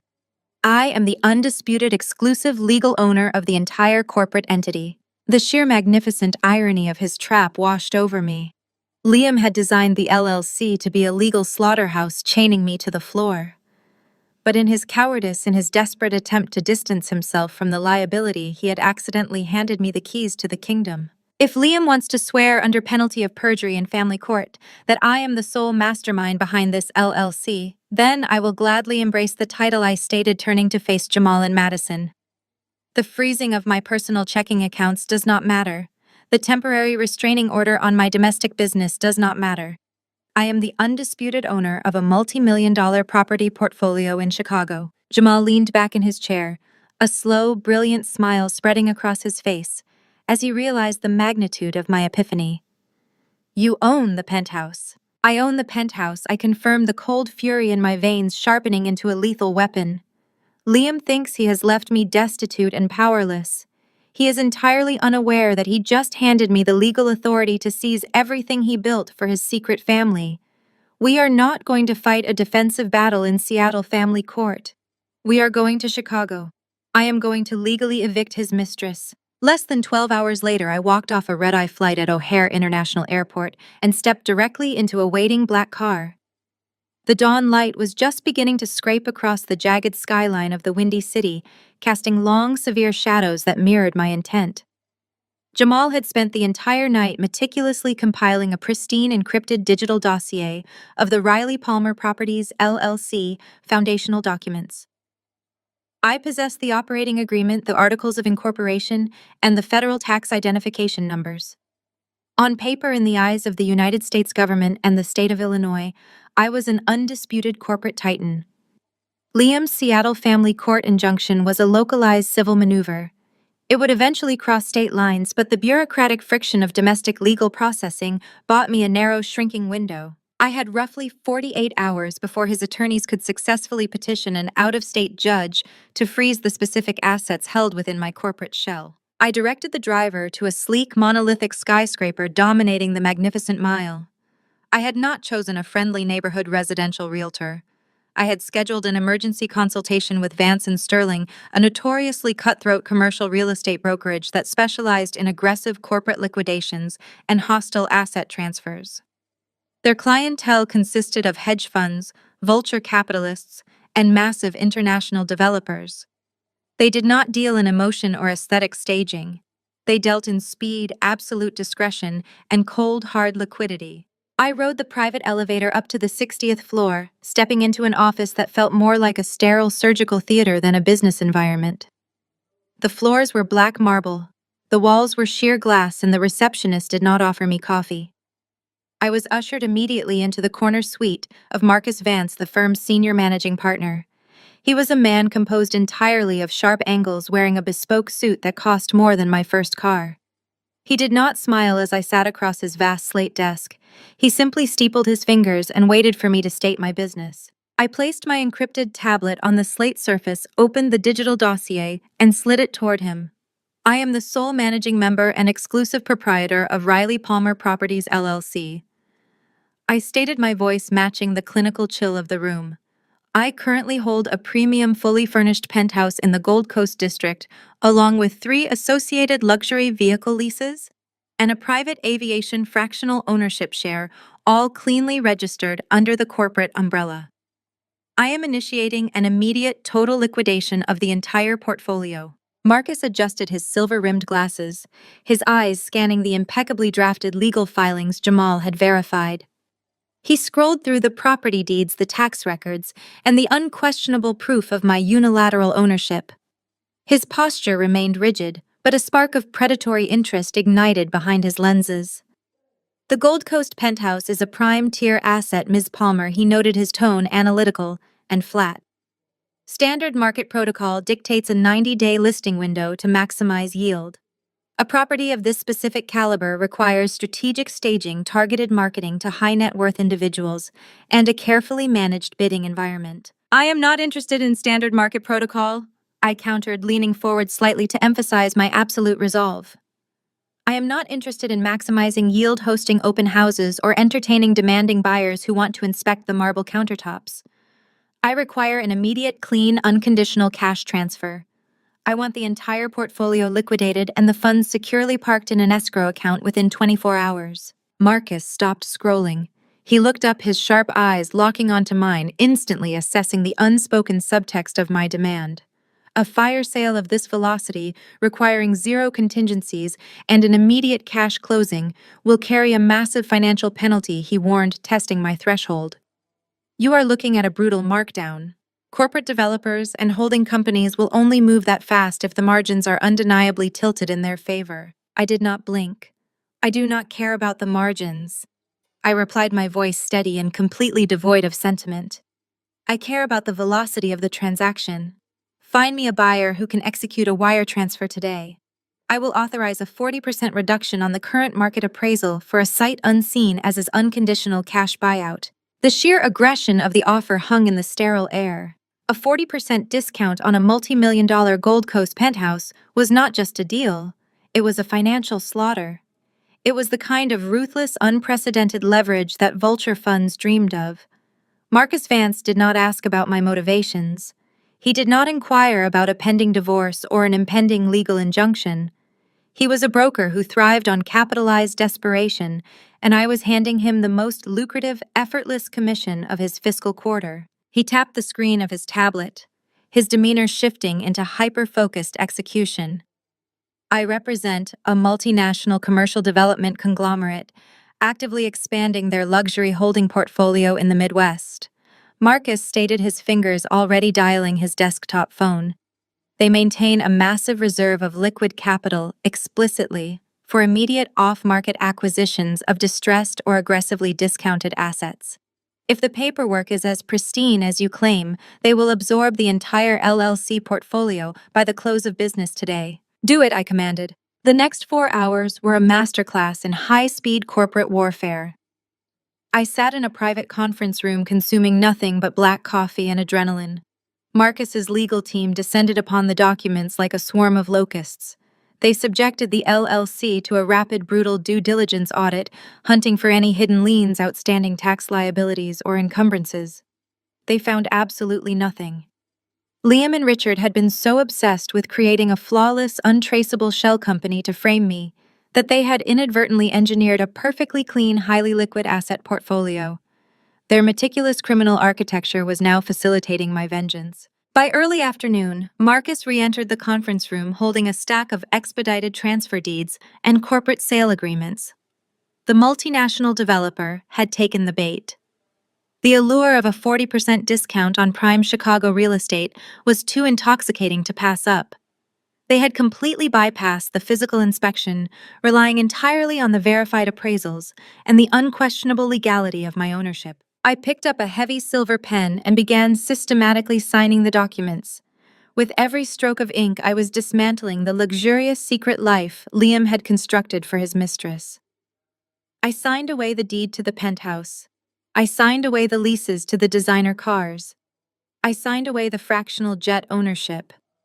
The transaction was entirely legal, perfectly binding, and moving at a speed that rendered it completely invisible to anyone outside that room. Liam was sitting in Seattle, likely congratulating himself on a brilliant family court ambush. Bianca was sitting in the Gold Coast penthouse, likely browsing for imported baby clothes, completely unaware that the walls surrounding her no longer belonged to her hidden benefactor. The paperwork was finalized, notarized, and legally filed before the afternoon sun began to dip behind the surrounding skyscrapers. Marcus confirmed the massive cash wire transfer had successfully landed in his firm's secure escrow account awaiting my deployment. I stood up, shook his hand, and walked back out onto the magnificent mile. The trap had been sprung, and the syndicate had absolutely no idea the ground had just vanished beneath their feet. I did not linger on the magnificent mile to admire the architecture or breathe in the crisp Chicago air. The staggering amount of liquid cash now sitting in Marcus Vance's secure escrow account was highly radioactive. It was a ticking time bomb of federal liability. If I routed those liquidated millions into any checking account bearing my name, or even attempted to funnel the capital into a hidden offshore tax haven, I would be actively validating the very lies Liam had sworn to in his Seattle divorce petition.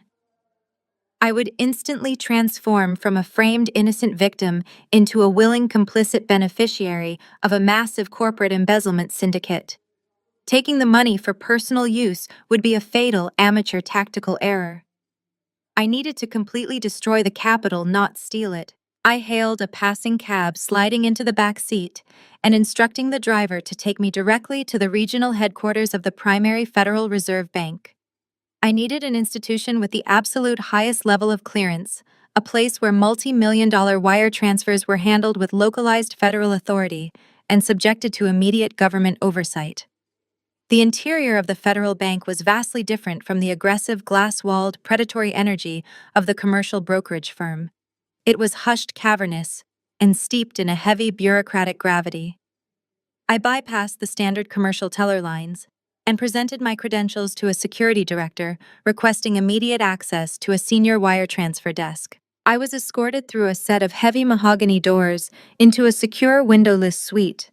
A seasoned transfer officer named David, a man whose entire demeanor projected institutional caution and strict compliance, took his seat across from me behind a thick oak desk. I handed him the certified escrow release forms generated by Marcus Vance's legal team. I instructed him to initiate an immediate transfer of the entire multi-million-dollar balance. However, the destination was not a corporate holding account or a private wealth management fund.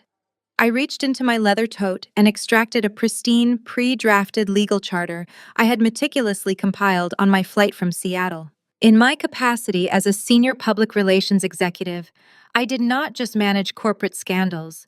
I routinely orchestrated massive philanthropic initiatives for billionaire clients seeking immediate positive media exposure and aggressive tax shelters. I knew the granular, intricate architecture of charitable giving better than anyone in Liam's orbit. I knew exactly how to lock money away so thoroughly that neither the Internal Revenue Service nor the most aggressive corporate litigator could ever pry it back out. I slid the charter across the oak desk. I am establishing an immediate, irrevocable charitable trust. I stated, my voice echoing with absolute crystalline authority in the quiet room.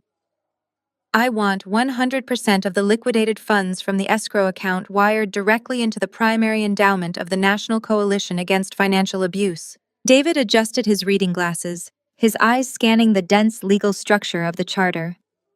An irrevocable trust is a permanent terminal financial maneuver, Ms. Palmer, he warned, echoing the standard federal compliance protocols. Once this capital is wired into the Foundation's designated institutional accounts, you completely forfeit all ownership, administrative control, and retrieval rights. The funds cease to be your property entirely. They become the exclusive domain of the charity. No civil judge, no family court order, and no subsequent legal filing can ever reverse this action.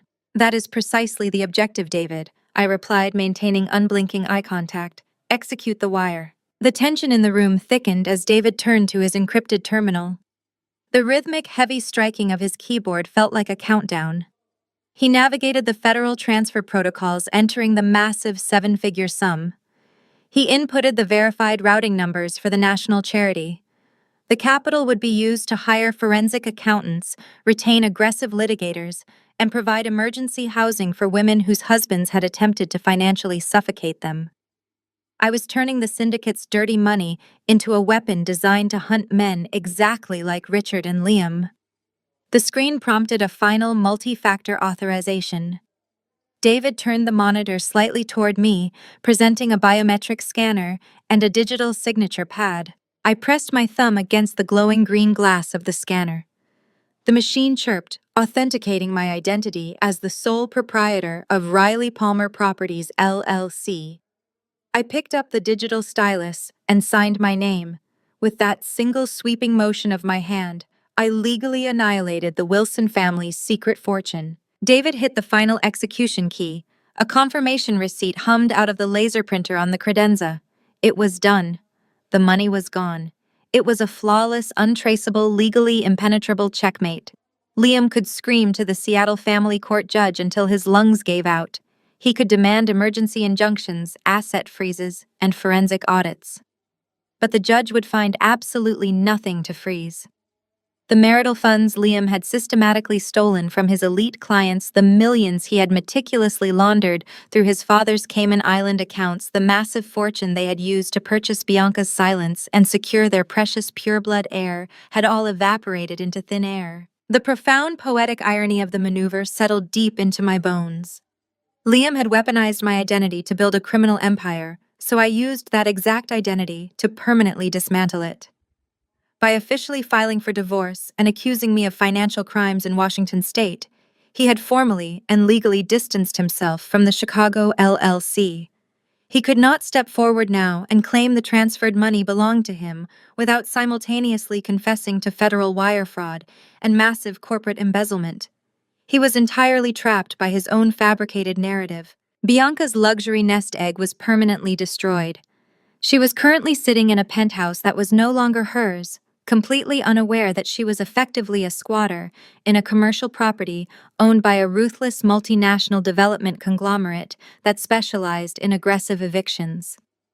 The financial lifeblood sustaining her elite Chicago lifestyle had just been permanently severed. I folded the federal confirmation receipt, tucked it safely into my coat pocket, and stood up from the heavy oak desk. I had walked into the bank as a targeted, financially paralyzed victim. I walked out as a ghost who had just burned the Wilson Syndicate's most valuable asset to the ground. I had walked into the bank as a targeted, financially paralyzed victim. I walked out as a ghost who had just burned the Wilson Syndicate's most valuable asset to the ground. Fortified by that irrevocable truth, I flew back to Seattle to face my executioners. The mandatory divorce mediation had been expedited with suspicious lethal efficiency, a testament to the Wilson family's deeply entrenched influence within the King County judicial system. The venue was a glass-walled conference room suspended high above the Seattle skyline, housed within a predatory corporate law firm that charged by the minute and specialized in high-asset bloodbaths. The space was designed to intimidate. Frost-tinted partitions, a sprawling slab of polished mahogany serving as the battlefield, and ergonomic leather chairs that felt like interrogation seats. I walked in alone. Liam was already seated, flanked by two attorneys who looked less like family law practitioners and more like corporate assassins. They wore immaculate pinstriped armor and projected an aura of bored, effortless superiority. But it was the gallery sitting directly behind Liam that truly set the stage for the theatrical execution. Richard and Caroline Wilson sat side by side, their posture rigidly perfect. Caroline offered me a slight, devastating tilt of her head, a masterpiece of faux pity reserved for a wounded animal. Richard merely steepled his fingers, exuding the absolute unshakable arrogance of a patriarch who believed he owned the very air I was breathing. The mediator, an older, exhausted-looking man who clearly recognized he was entirely out of his depth against the Wilson legal machine, cleared his throat and initiated the proceeding. He did not get more than 2 sentences out before Liam's lead counsel, a sharp-featured woman named Evelyn Vance, seized total control of the room. Evelyn did not offer pleasantries. She reached into her leather briefcase and extracted a dense, bound settlement agreement. She placed her palm flat against the cover and pushed it across the long expanse of mahogany. It stopped directly in front of my folded hands. The sound of the heavy paper scraping against the wood was the only noise in the room. "This is not a negotiation, Ms. Palmer." Evelyn stated, her voice clipped and devoid of any human warmth. "This is an off-ramp. My client is offering you a highly generous alternative to total unrecoverable ruin." I looked down at the document but did not touch it. Evelyn continued her monologue, detailing the trap they had so carefully constructed. "The petition outlines a complete unconditional surrender. You will sign a sworn affidavit, legally, confessing to full and exclusive responsibility for the gross financial irregularities associated with the Chicago entity registered under your maiden name. You will formally admit to operating a shadow corporation and siphoning marital assets without your husband's knowledge or consent." Liam's secondary lawyer, a man with a perfectly tailored suit and a shark-like grin, leaned forward to deliver the supposed mercy. "In exchange for your full cooperation and legal confession, Liam will voluntarily dismiss his pending civil litigation against you. He will not seek financial restitution for the funds you allegedly misappropriated.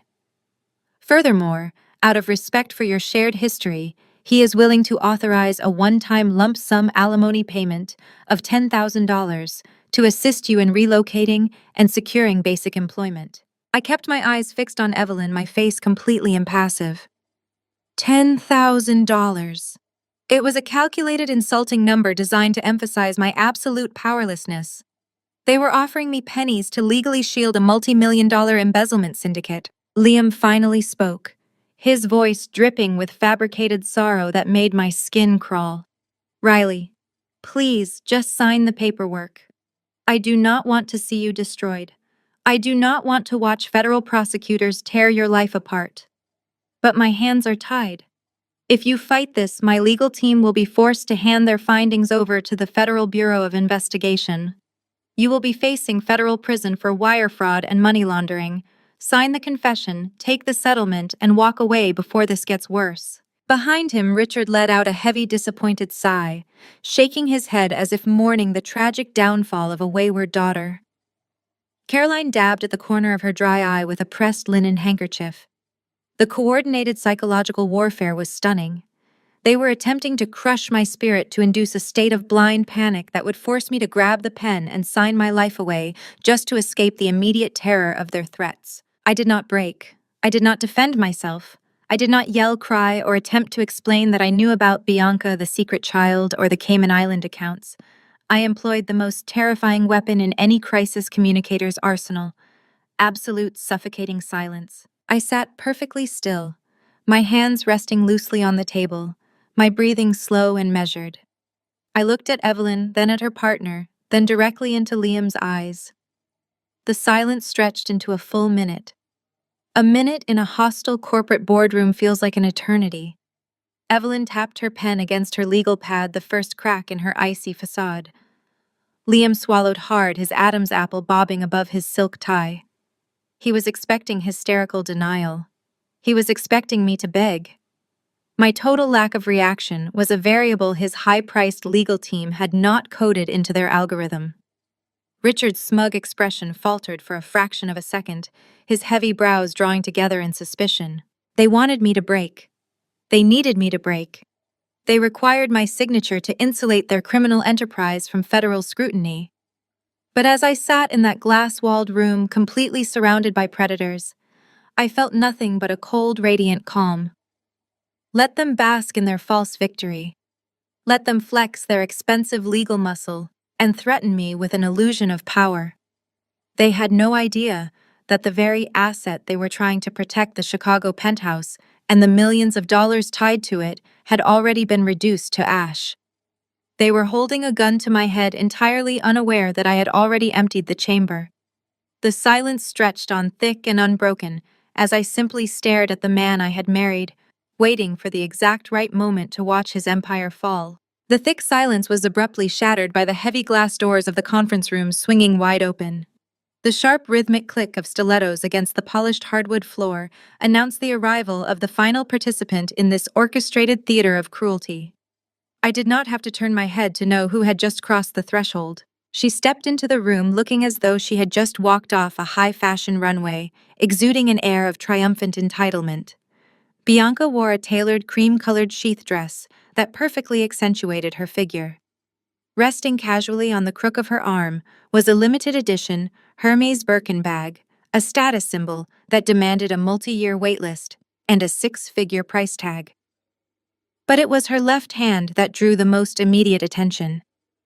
As she raised her hand to brush a stray lock of dark hair behind her ear, a flawless 5-carat emerald-cut diamond caught the overhead fluorescent lights, sending brilliant, blinding refractions across the mahogany table. That massive stone, I knew with absolute chilling certainty, had been purchased using the freshly sanitized funds I had just legally incinerated in Chicago. The reaction of the room was instantaneous and utterly nauseating. Caroline actually stood up. My mother-in-law, who had just spent the last 20 minutes feigning tragic, dignified pity for my impending ruin, broke into a wide, entirely genuine smile. Richard clapped his hands together, the austere, intimidating patriarch suddenly transforming into a warm, welcoming host. They moved past the aggressive corporate attorneys to greet her, offering tight hugs and kissed cheeks, blatantly desecrating the formal, legally mandated mediation. They were treating a hostile legal proceeding like a Sunday brunch at the country club. This was not a negotiation. It was a victory lap for a new family dynamic, and I was simply the administrative trash they were eager to sweep out the door. Evelyn Vance, Liam's lead counsel, did not even blink at the gross violation of professional decorum. She merely adjusted her notepad, fully bought and paid for by the Wilson Empire, entirely complicit in the psychological abuse designed to force my signature. Bianca did not take a seat on the leather chairs provided. She bypassed the empty space beside Liam and walked directly toward my side of the table. She stopped directly opposite me, placing her manicured hands flat on the polished mahogany and leaning forward, deliberately invading my physical space. The cloying scent of her custom-blended perfume washed over me, another exorbitant luxury financed entirely by fraud. She looked down at me, her dark eyes glittering with a toxic, unfiltered malice. She had won, and she wanted to make sure I felt the full crushing weight of my defeat. "You really thought you could hold on to him, did you not?" Bianca sneered, her voice a low, melodic purr designed to carry perfectly across the silent room. "You thought a nice house in Beacon Hill and a respectable business would make up for everything you lacked." I maintained my absolute stillness, my expression a blank mask of stone. I did not avert my gaze. I stared directly into the dark, triumphant eyes of the woman who had helped dismantle my life. "A man like Liam needs a legacy." Bianca continued, her voice dripping with venomous condescension as she slowly twisted the massive diamond ring on her finger, making sure the stone caught the light again. "He needs a real family, a real future. You dragged him through years of sterile, pathetic medical treatments, draining his spirit and his bank accounts, and for what? You are barren, Riley. You are a dead end. You could not give him the one thing a real man actually requires, so he went out and found a woman who could. He built an empire to protect us, to protect his actual heir while you were busy picking out paint swatches and pretending you were enough. The cruelty of her words was engineered to be lethal. She had weaponized my deepest, most private trauma, using the agonizing years of failed IVF treatments as a blunt instrument to shatter my psychological resolve. Behind her, Caroline nodded slightly, a gesture of quiet agreement that sickened me far more than Bianca's vicious monologue. Richard stood with his hands in his pockets, watching the verbal execution with mild, detached interest. Liam allowed the attack to hang in the air for a long, heavy moment before finally intervening. He leaned back in his ergonomic leather chair, crossing his arms comfortably over his chest. A sickeningly arrogant smirk played on his lips, the expression of a man who believed he had outmaneuvered every obstacle in his path. He tapped his index finger against the edge of the predatory settlement agreement sitting in front of me. "You heard her," Riley Liam said, his tone casual and dismissive. "The game is over. The illusion is dead. We have a child to raise and a future to build. We are exhausted by this drawn-out drama. Pick up the pen, sign the confession, take the $10,000, and let us all just move on with our lives. If you force me to unleash Evelyn on the federal level, I promise you I will not lose a single second of sleep watching you get locked away. Sign the paper." The tension in the glass-walled conference room spiked to its absolute peak. The air grew thin and suffocating. 5 pairs of eyes were locked onto my hands, waiting for my fingers to tremble, waiting for me to reach for the silver pen, waiting for me to finally accept my role as the scapegoat for their grand criminal design. They believed they had me completely surrounded, backed into an inescapable corner with a fabricated paper trail and threats of federal prison. I sat in the center of their coordinated strike, absorbing the insults, the arrogance, and the sheer breathtaking hubris of the Wilson family, holding the ultimate trump card silently in my pocket. The echo of Liam's ultimatum faded into the sterile, heavily air-conditioned atmosphere of the boardroom. I let 5 more seconds pass, allowing the absolute certainty of their victory to solidify in their minds. Then I finally moved. I did not reach for the silver pen Evelyn Vance had so graciously provided. I did not shed a single tear, nor did I raise my voice to defend my pride against Bianca's vicious taunts. Instead, I calmly unclasped the brass hardware of my own leather tote bag. With deliberate, unhurried precision, I extracted a thick, heavily bound stack of verified legal documents. I squared the edges against the polished mahogany mirroring Evelyn's earlier gesture, and pushed the stack directly across the long table. It glided over the wood, stopping precisely over the predatory settlement agreement they had tried to force down my throat. Evelyn frowned, her professional detachment cracking as she looked down at the embossed cover page. The shark-like grin on her co-counsel's face instantly vanished. "I am not signing your confession, Evelyn," I stated, my voice echoing with a calm, lethal resonance that immediately commanded the room. "And I am certainly not accepting a $10,000 relocation fee from a man who used my identity to build a fraudulent empire." I shifted my gaze away from the lawyers and locked eyes with Bianca. She was still standing, her hand resting on her hip, the massive diamond flashing under the lights. Her smirk faltered slightly, replaced by a flicker of irritation. "You are incredibly proud of that ring, Bianca," I said, maintaining my icy composure. "And you should be. It is a stunning piece of jewelry. But you might want to consider liquidating it immediately because as of this afternoon you are entirely homeless." Bianca let out a sharp, incredulous laugh, tossing her dark hair over her shoulder. "You are delusional. I live in a $5 million penthouse on the Magnificent Mile. Liam bought it for me. You cannot touch it." I leaned forward slightly, resting my forearms on the table. "Liam did not buy it for you. Riley Palmer Properties, LLC bought it, and as the sole legal proprietor of that entity, I sold it." The absolute silence that crashed down on the room was deafening. Richard Wilson's posture snapped rigidly upright. Caroline's hand froze halfway to her mouth.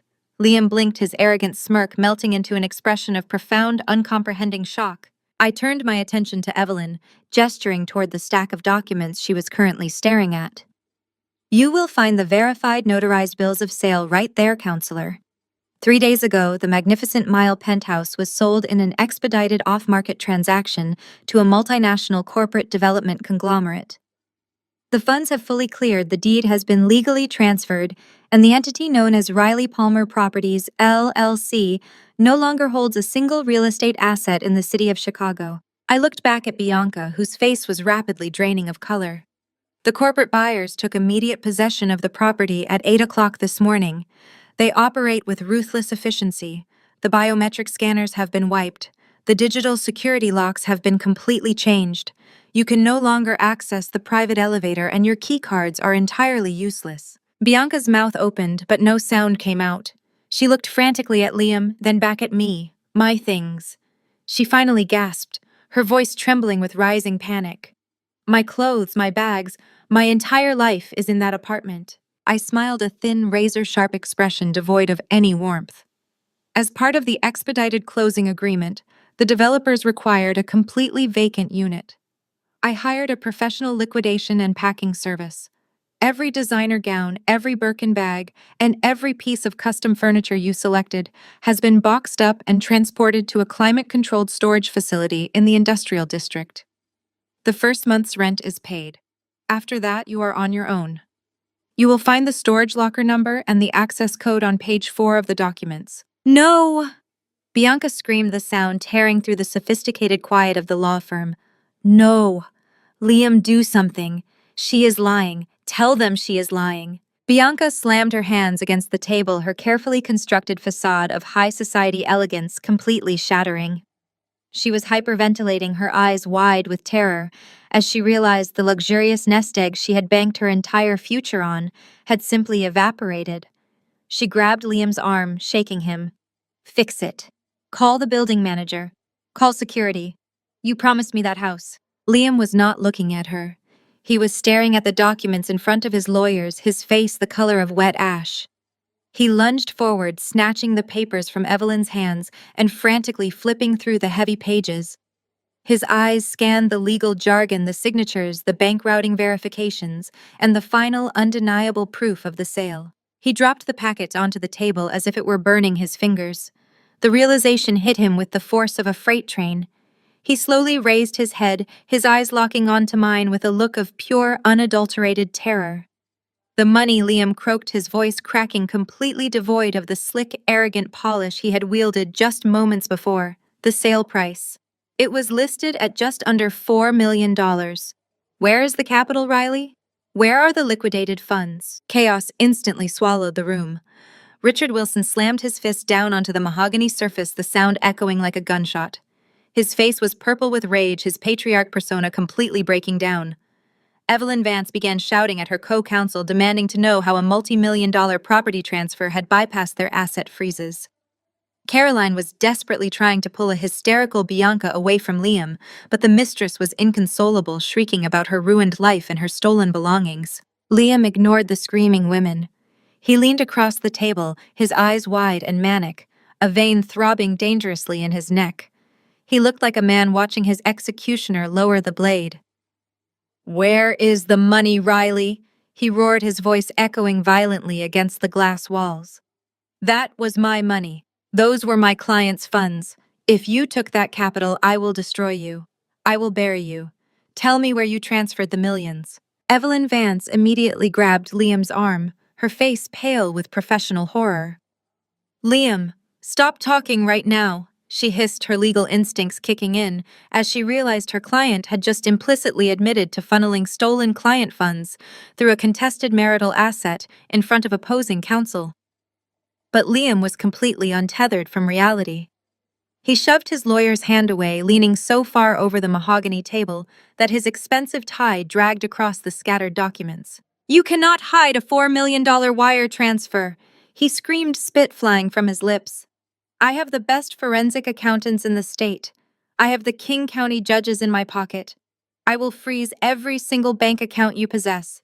I will trace every dime and I will have you arrested by the end of the day. Where is the money?" I sat perfectly still amidst the screaming, the panic, and the complete destruction of their carefully guarded empire. Bianca was still hyperventilating, weeping over the loss of her luxury existence, while Richard barked frantic, furious orders at the useless attorneys.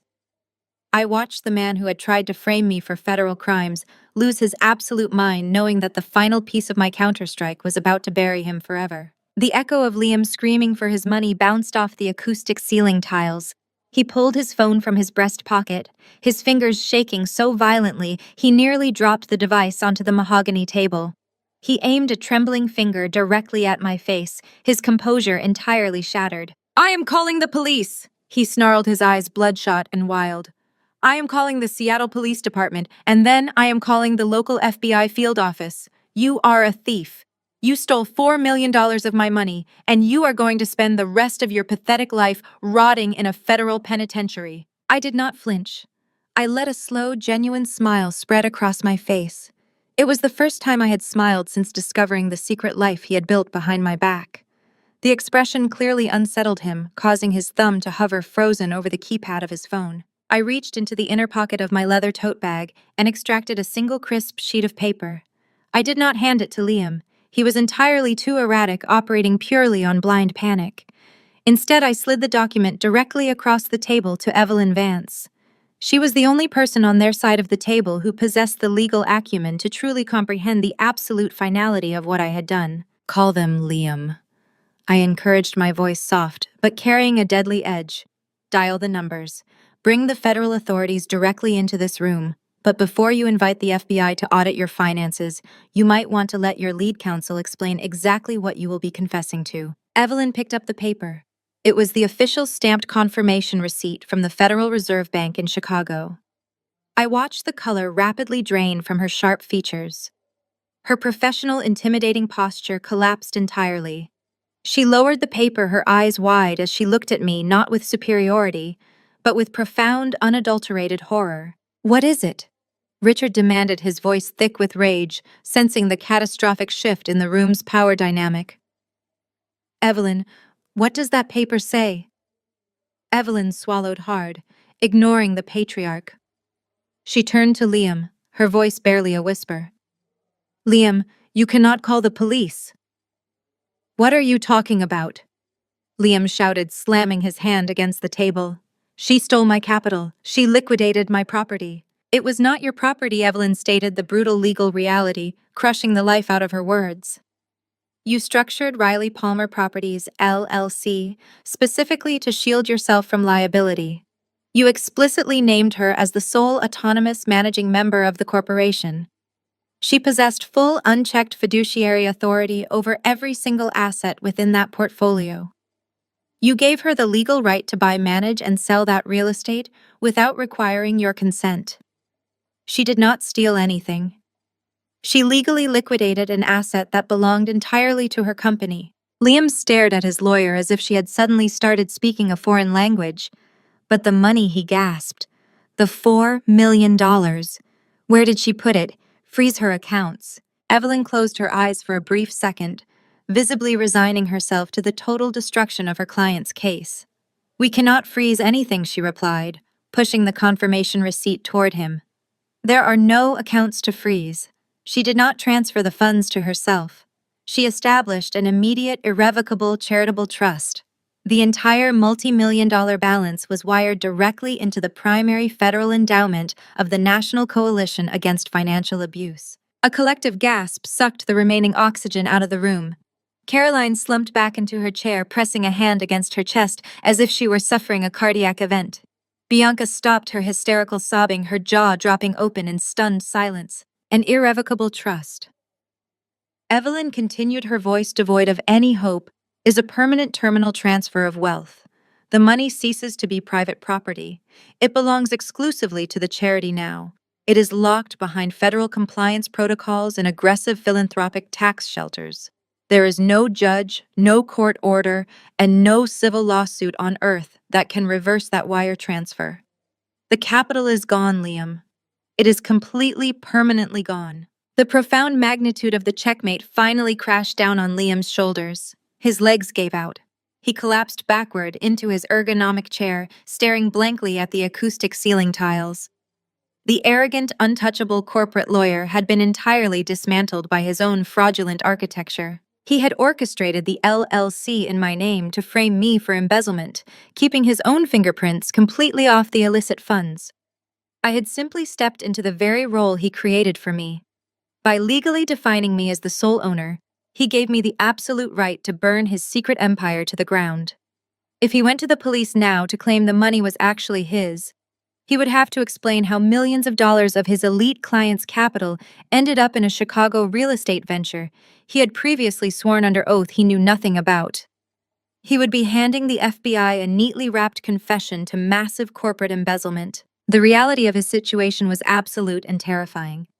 The millions of dollars he had carefully siphoned from the trust accounts of tech billionaires, shipping magnates, and venture capitalists were supposed to be quietly replaced before the firm's mandatory annual audit. The Chicago penthouse was his failsafe, a highly liquid asset he could sell at a moment's notice to cover the gaps in his ledgers. By donating that entire safety net to charity, I had not just ruined his personal wealth, I had actively triggered a countdown to his professional and legal annihilation. Those wealthy, powerful clients would not accept apologies. They would demand their capital, and when Liam failed to produce it, they would demand his freedom. Evelyn Vance immediately began packing her leather briefcase with frantic, uncoordinated movements. Her co-counsel mirrored her panic, throwing files into his bag. They were high-asset divorce attorneys, not criminal defense lawyers, and they had just realized their client was a ticking federal time bomb. Liam was no longer a wealthy husband looking to bully his wife into a cheap settlement. He was a financially ruined criminal who no longer possessed the funds to quietly replace the millions he had systematically stolen from his powerful, wealthy clients. The money he needed to cover his tracks, the fortune he required to maintain his facade at the firm, was currently sitting in a charity endowment dedicated to hunting men exactly like him. Liam, Evelyn said, snapping her briefcase shut and stepping away from the table as if Liam himself were contagious. "We are withdrawing as your legal counsel effective immediately. We cannot represent a client actively engaged in covering up federal wire fraud. I strongly advise you to retain a white-collar criminal defense attorney before your firm initiates their quarterly audits." She did not wait for a response. The two lawyers practically sprinted out of the glass-walled room, desperate to distance themselves from the radioactive fallout. The room was silent save for Bianca's renewed, breathless sobbing. The mistress was staring at her massive diamond ring, the sudden terrifying realization setting in that the jewelry on her finger was likely purchased with stolen funds and would soon be seized by federal investigators. Richard Wilson sat paralyzed, his face a mask of purple fury and utter defeat, unable to protect his son from a trap of their own making. I stood up slowly, smoothing the front of my blazer. I gathered my empty tote bag and pushed my chair in, making sure the metal legs scraped loudly against the polished floor. I looked down at Liam, who was still staring blankly at the ceiling, his breathing shallow and rapid. He had tried to bury me alive to build a perfect life with his mistress. Now he was left with absolutely nothing but the crushing certainty of his impending destruction. I did not offer a parting word. I simply turned on my heel and walked out of the conference room, leaving the Wilson family to suffocate in the ruins of their own arrogance. I stepped across the threshold into the expansive marble-tiled hallway, the heavy glass door swinging on its hydraulic hinges. It had not even clicked shut when an explosive crash erupted from inside the conference room. Liam had finally snapped. The crushing reality of his total financial ruin bypassed whatever remained of his rational brain, triggering a feral, desperate rage. I turned just in time to see him vault over the polished mahogany table. He scattered the remaining legal documents and sent a crystal water pitcher smashing against the wall in his frantic haste. He burst through the glass doors, his face a terrifying mask of primal fury, his hands outstretched to grab me. He wanted to physically tear the truth away to punish me for outmaneuvering his flawless criminal architecture. He did not make it. Before his fingers could graze the fabric of my blazer, the synchronized rhythmic thud of heavy boots reverberated down the quiet, carpeted corridor. The sound was entirely foreign to the hushed, polite environment of a high-end corporate law firm.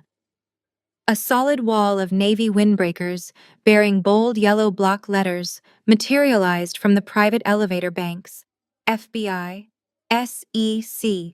A dozen federal agents moved with terrifying coordinated precision, their expressions set in stone. Two broad-shouldered agents intercepted Liam mid-lunge. They did not hesitate. They grabbed his tailored suit jacket and slammed him face first against the frosted glass of the conference room partition. The violent impact rattled the heavy panes in their metal frames. Liam screamed a guttural sound of shock and outrage as his arms were forcefully wrenched behind his back. The cold, unmistakable ratcheting sound of steel handcuffs echoed sharply in the corridor, locking his wrists together. Richard and Caroline Wilson rushed out of the room, their faces pale with shock. A trembling Bianca trailed behind them, clutching her stolen designer bag to her chest like a shield. Richard immediately puffed out his chest, attempting to deploy the patriarchal authority that usually opened doors and silenced opposition in Seattle. He demanded badge numbers, shouting about illegal detainment and threatening to call the state governor. The lead agent, a tall woman with sharp, unyielding eyes, did not even blink at the billionaire's bluster. She completely ignored Richard, focusing her attention entirely on the man pinned against the glass. Liam thrashed violently against the agent's grip. He spat curses in my direction, screaming that I was a liar, that I had set him up, that the money in the Chicago account was mine, and he was completely innocent. He sounded like a cornered animal, desperate and wildly out of control. I took a slow, measured step forward, stopping just out of his physical reach, but close enough that he could not escape my voice. I wanted him to understand exactly how thoroughly he had been dismantled. "You truly believed you were the smartest person in the room, Liam," I stated, my tone calm and entirely devoid of pity. "You thought routing stolen client funds through an LLC in my name would provide you with a perfect, impenetrable shield. You underestimated my intelligence, but more importantly, you entirely underestimated Jamal." Liam stopped thrashing for a fraction of a second, his breath fogging the glass partition. 48 hours ago, I continued, my voice carrying clearly down the hallway. I sat in a secure federal field office. I was not alone. Jamal came with me. He is a brilliant, unsung IT specialist who does not appreciate corporate bullies using innocent people as human shields.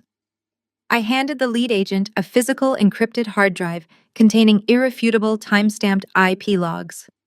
Jamal had systematically bypassed your firm's internal firewall. He traced every single unauthorized wire transfer, every offshore routing protocol in the Cayman Islands, and every fabricated entry in your corporate ledgers. He bypassed the dummy accounts and followed the digital footprints directly back to your personal encrypted devices. The color completely drained from Liam's face, leaving him looking sickly and hollow. The fabricated narrative of the oblivious husband, victimized by a scheming wife, instantly dissolved. The feds did not just have my testimony, they had the undeniable digital DNA of his entire embezzlement syndicate. The lead agent stepped forward and began reciting the Miranda rights. Her voice was steady and loud, ensuring every word was permanently recorded in the official record. She informed him he was being placed under federal arrest for massive wire fraud, aggravated securities fraud, and the gross embezzlement of private client funds.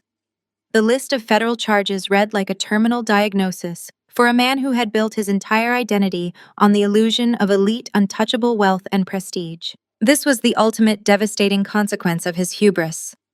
The arrogant wealth manager was being publicly stripped of his tailored armor. He was reduced to a common criminal, shackled and humiliated in the very hallway of the high-priced corporate law firm he had hired to execute me. Attorneys and paralegals from neighboring offices had stepped out of their suites, standing silently in the hallway to witness the spectacular downfall of a King County titan. Liam began to weep. It was a pathetic, broken sound. He begged his father to call a judge, to call his partners, to do something to stop the agents from taking him away. But Richard Wilson simply turned his back. The patriarch recognized a sinking ship, and his own pristine reputation would always take priority over a son caught red-handed by the Federal Bureau of Investigation. Caroline buried her face in her hands, unwilling to watch her golden child be paraded past his peers in steel cuffs. Bianca, realizing the absolute finality of the situation, slowly backed away into the conference room, desperate to distance herself from the radioactive fallout of her ruined lover. The agents pulled Liam away from the glass, turning him toward the elevators. His designer suit was rumpled, his hair disheveled, and his eyes wild with the dawning realization of a future spent behind bars.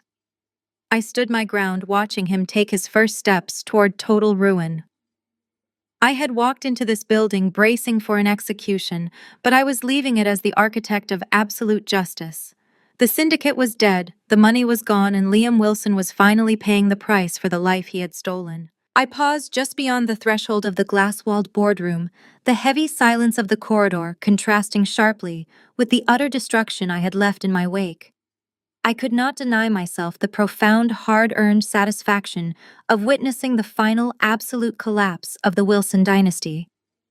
The heavy metallic thud of the private elevator doors sealing Liam's fate echoed down the corridor, taking with it the golden child, the arrogant architect of my misery. Inside the shattered remains of the conference room, Richard and Caroline Wilson stood paralyzed, transformed into fragile statues of absolute disbelief. The intimidating patriarch, a man who had spent his entire life bullying his way through Seattle's high society with deep pockets and ruthless litigation, was now completely devoid of power. He stared blankly at the empty space by the frosted glass partition, where his son had just been shackled and dragged away like a common criminal. The lead FBI agent, a tall woman whose stoic, unyielding professionalism had not wavered for a single second during the arrest, did not immediately follow her colleagues to the elevators. Instead, she pivoted sharply on her sensible heels and stepped back through the boardroom doors. Two additional agents flanked her, their presence casting a long, dark shadow over the polished mahogany table and the scattered legal documents. She did not address Caroline, who was currently trembling violently by the window, nor did she look at Bianca. Her cold, calculating gaze was fixed entirely on Richard. The agent pulled a secondary, heavily redacted document from the inner pocket of her navy windbreaker. She approached the patriarch with the slow, deliberate pace of an apex predator closing in on its prey. She informed Richard in a voice completely stripped of empathy that the federal investigation did not begin and end with his son. She detailed with brutal precision how the Bureau's forensic accountants had followed the digital money trail from Liam's offshore embezzlement accounts directly back to the initial seed capital. The agents had uncovered the foundational loans used to establish the fraudulent shell companies, including Riley Palmer Properties, LLC. And sitting proudly on the guarantor signature line of every single one of those fraudulent commercial loans was Richard Wilson's name. Richard tried to speak, his jaw working uselessly as his face cycled from a sickly pale to a deep, dangerous purple. He attempted to deploy the patriarchal authority that usually commanded immediate obedience, sputtering fragmented threats about calling state senators and burying the Bureau in civil litigation. He insisted he had no knowledge of his son's illegal activities, claiming he had simply provided a fatherly signature to help his boy establish an independent real estate portfolio. The lead agent did not even blink at his bluster. She seamlessly cut him off, explaining that ignorance was not a viable defense against federal racketeering statutes. Because Richard had explicitly leveraged his own pristine credit and utilized his massive suburban estate as collateral to co-sign those initial loans, he was now inextricably linked to a massive multi-million-dollar federal crime syndicate. His direct financial entanglement meant that the feds were initiating an immediate, comprehensive, and totally merciless asset freeze on his entire portfolio pending a full criminal investigation. The agent's voice remained a steady, flat monotone as she listed the casualties of his arrogance.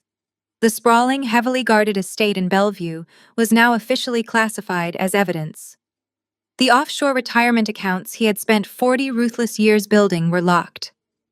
The exclusive country club memberships, the luxury vehicles, and the highly liquid assets in his personal banking files were frozen. Every single dime the Wilson family possessed was being seized by the United States government to eventually compensate the defrauded tech billionaires and venture capitalists Liam had actively robbed. Richard was financially, socially, and legally ruined. The untouchable empire he had wielded as a weapon to intimidate me into a cheap, quiet divorce had been entirely vaporized in a matter of minutes. Behind him, Caroline let out a ragged, agonizing gasp, the sound tearing from her throat as her knees finally buckled under the weight of their new reality.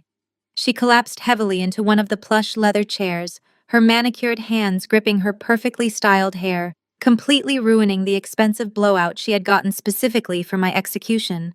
The country club luncheons, the charity galas, the pristine, unblemished reputation she valued above basic human decency, it was all gone.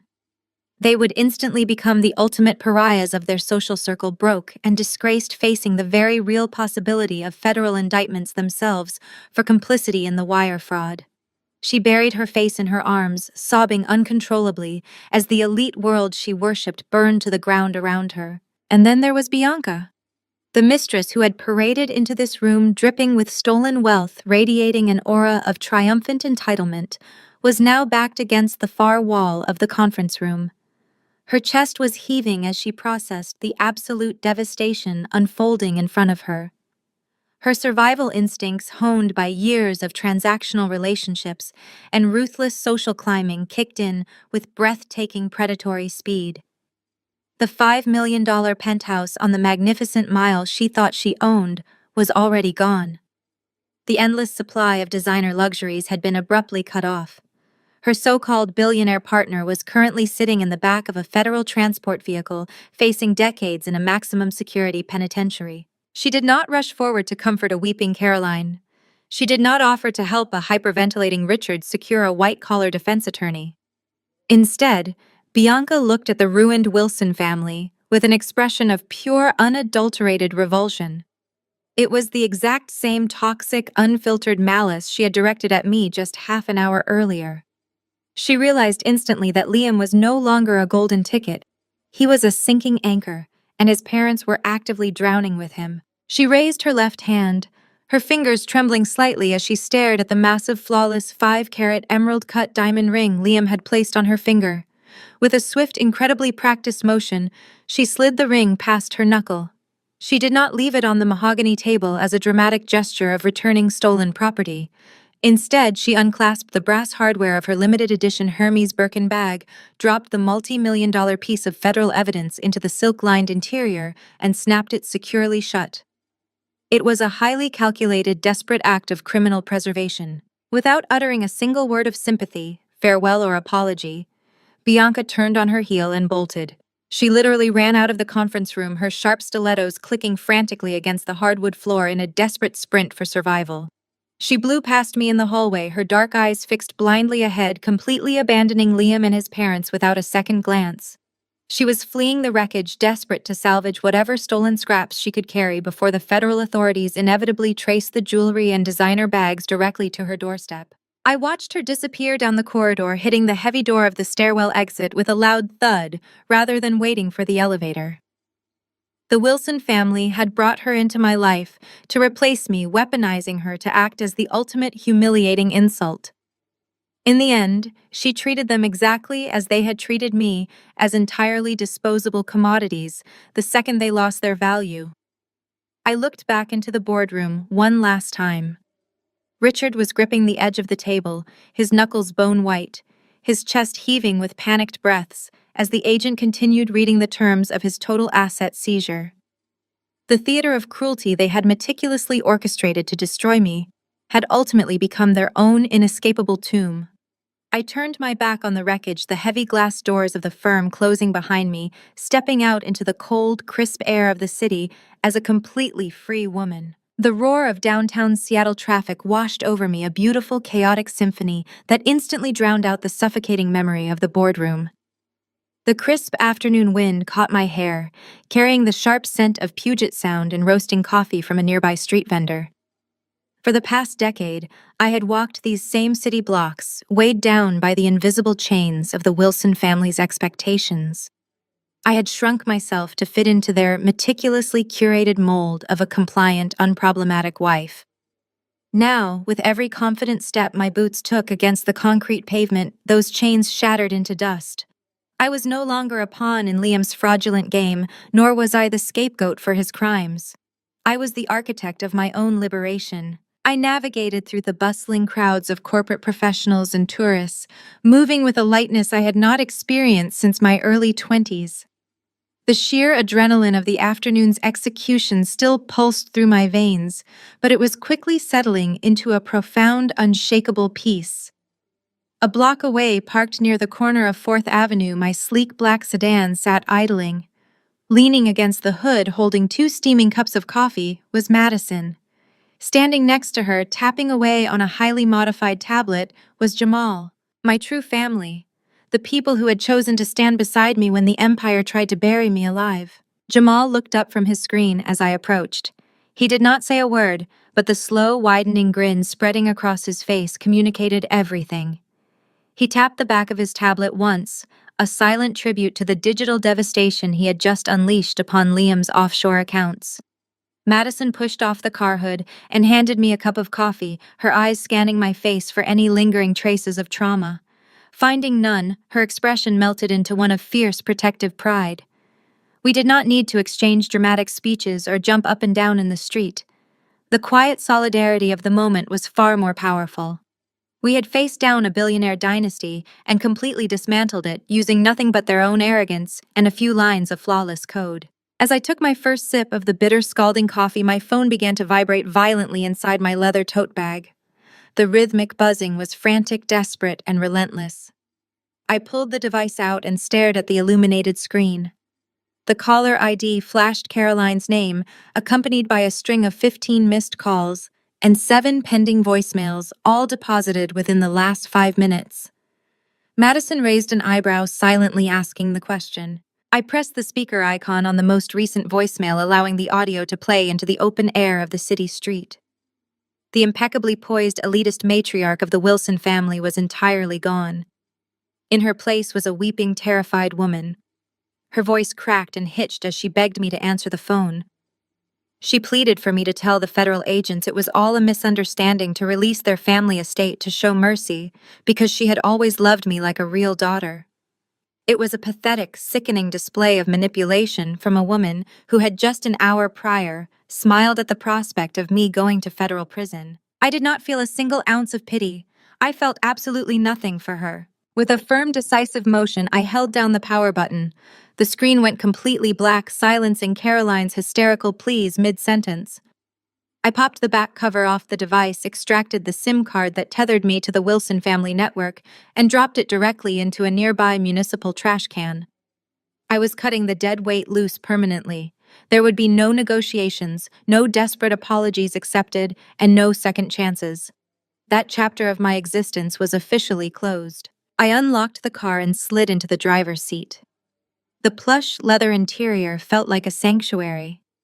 I gripped the steering wheel, my hands steady and strong. I was entirely financially independent.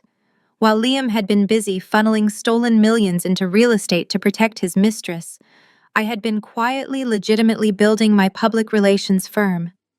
The business was already thriving, fueled by my own relentless work ethic and untainted by the toxic criminal capital of the Wilson Empire.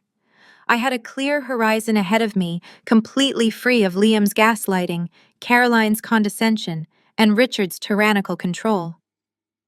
I put the car in drive, merging smoothly into the heavy city traffic, leaving the law firm and the wreckage of my past shrinking in the rearview mirror. The transition from victim to victor was complete. I had reclaimed my identity, my career, and my future. As the Seattle skyline rushed past my window, the camera angle begins to shift, pulling back from the driver's seat and transitioning into a direct, unbroken gaze. The bustling city noise slowly fades into a quiet, focused silence. I look directly through the lens, breaking the fourth wall, addressing the audience with absolute, unwavering clarity. Sometimes the most powerful weapon you have is the exact trap a betrayer built for you. Have you ever used someone's own arrogance to completely destroy their plans? The most profound lesson from Riley's triumph is that a betrayer's arrogance is always their greatest vulnerability. Blinded by their own hubris, Liam and his family handed Riley the exact legal weapon she needed to dismantle their corrupt empire. Instead of reacting with loud, immediate anger, Riley embraced quiet, strategic preparation. She transformed the very LLC meant to frame her into an inescapable snare, proving that true power doesn't roar, it executes flawlessly in silence. By refusing to play the victim, she rewrote the ending on her own terms. Have you ever turned someone's underestimation of you into your biggest advantage? Share your story in the comments below.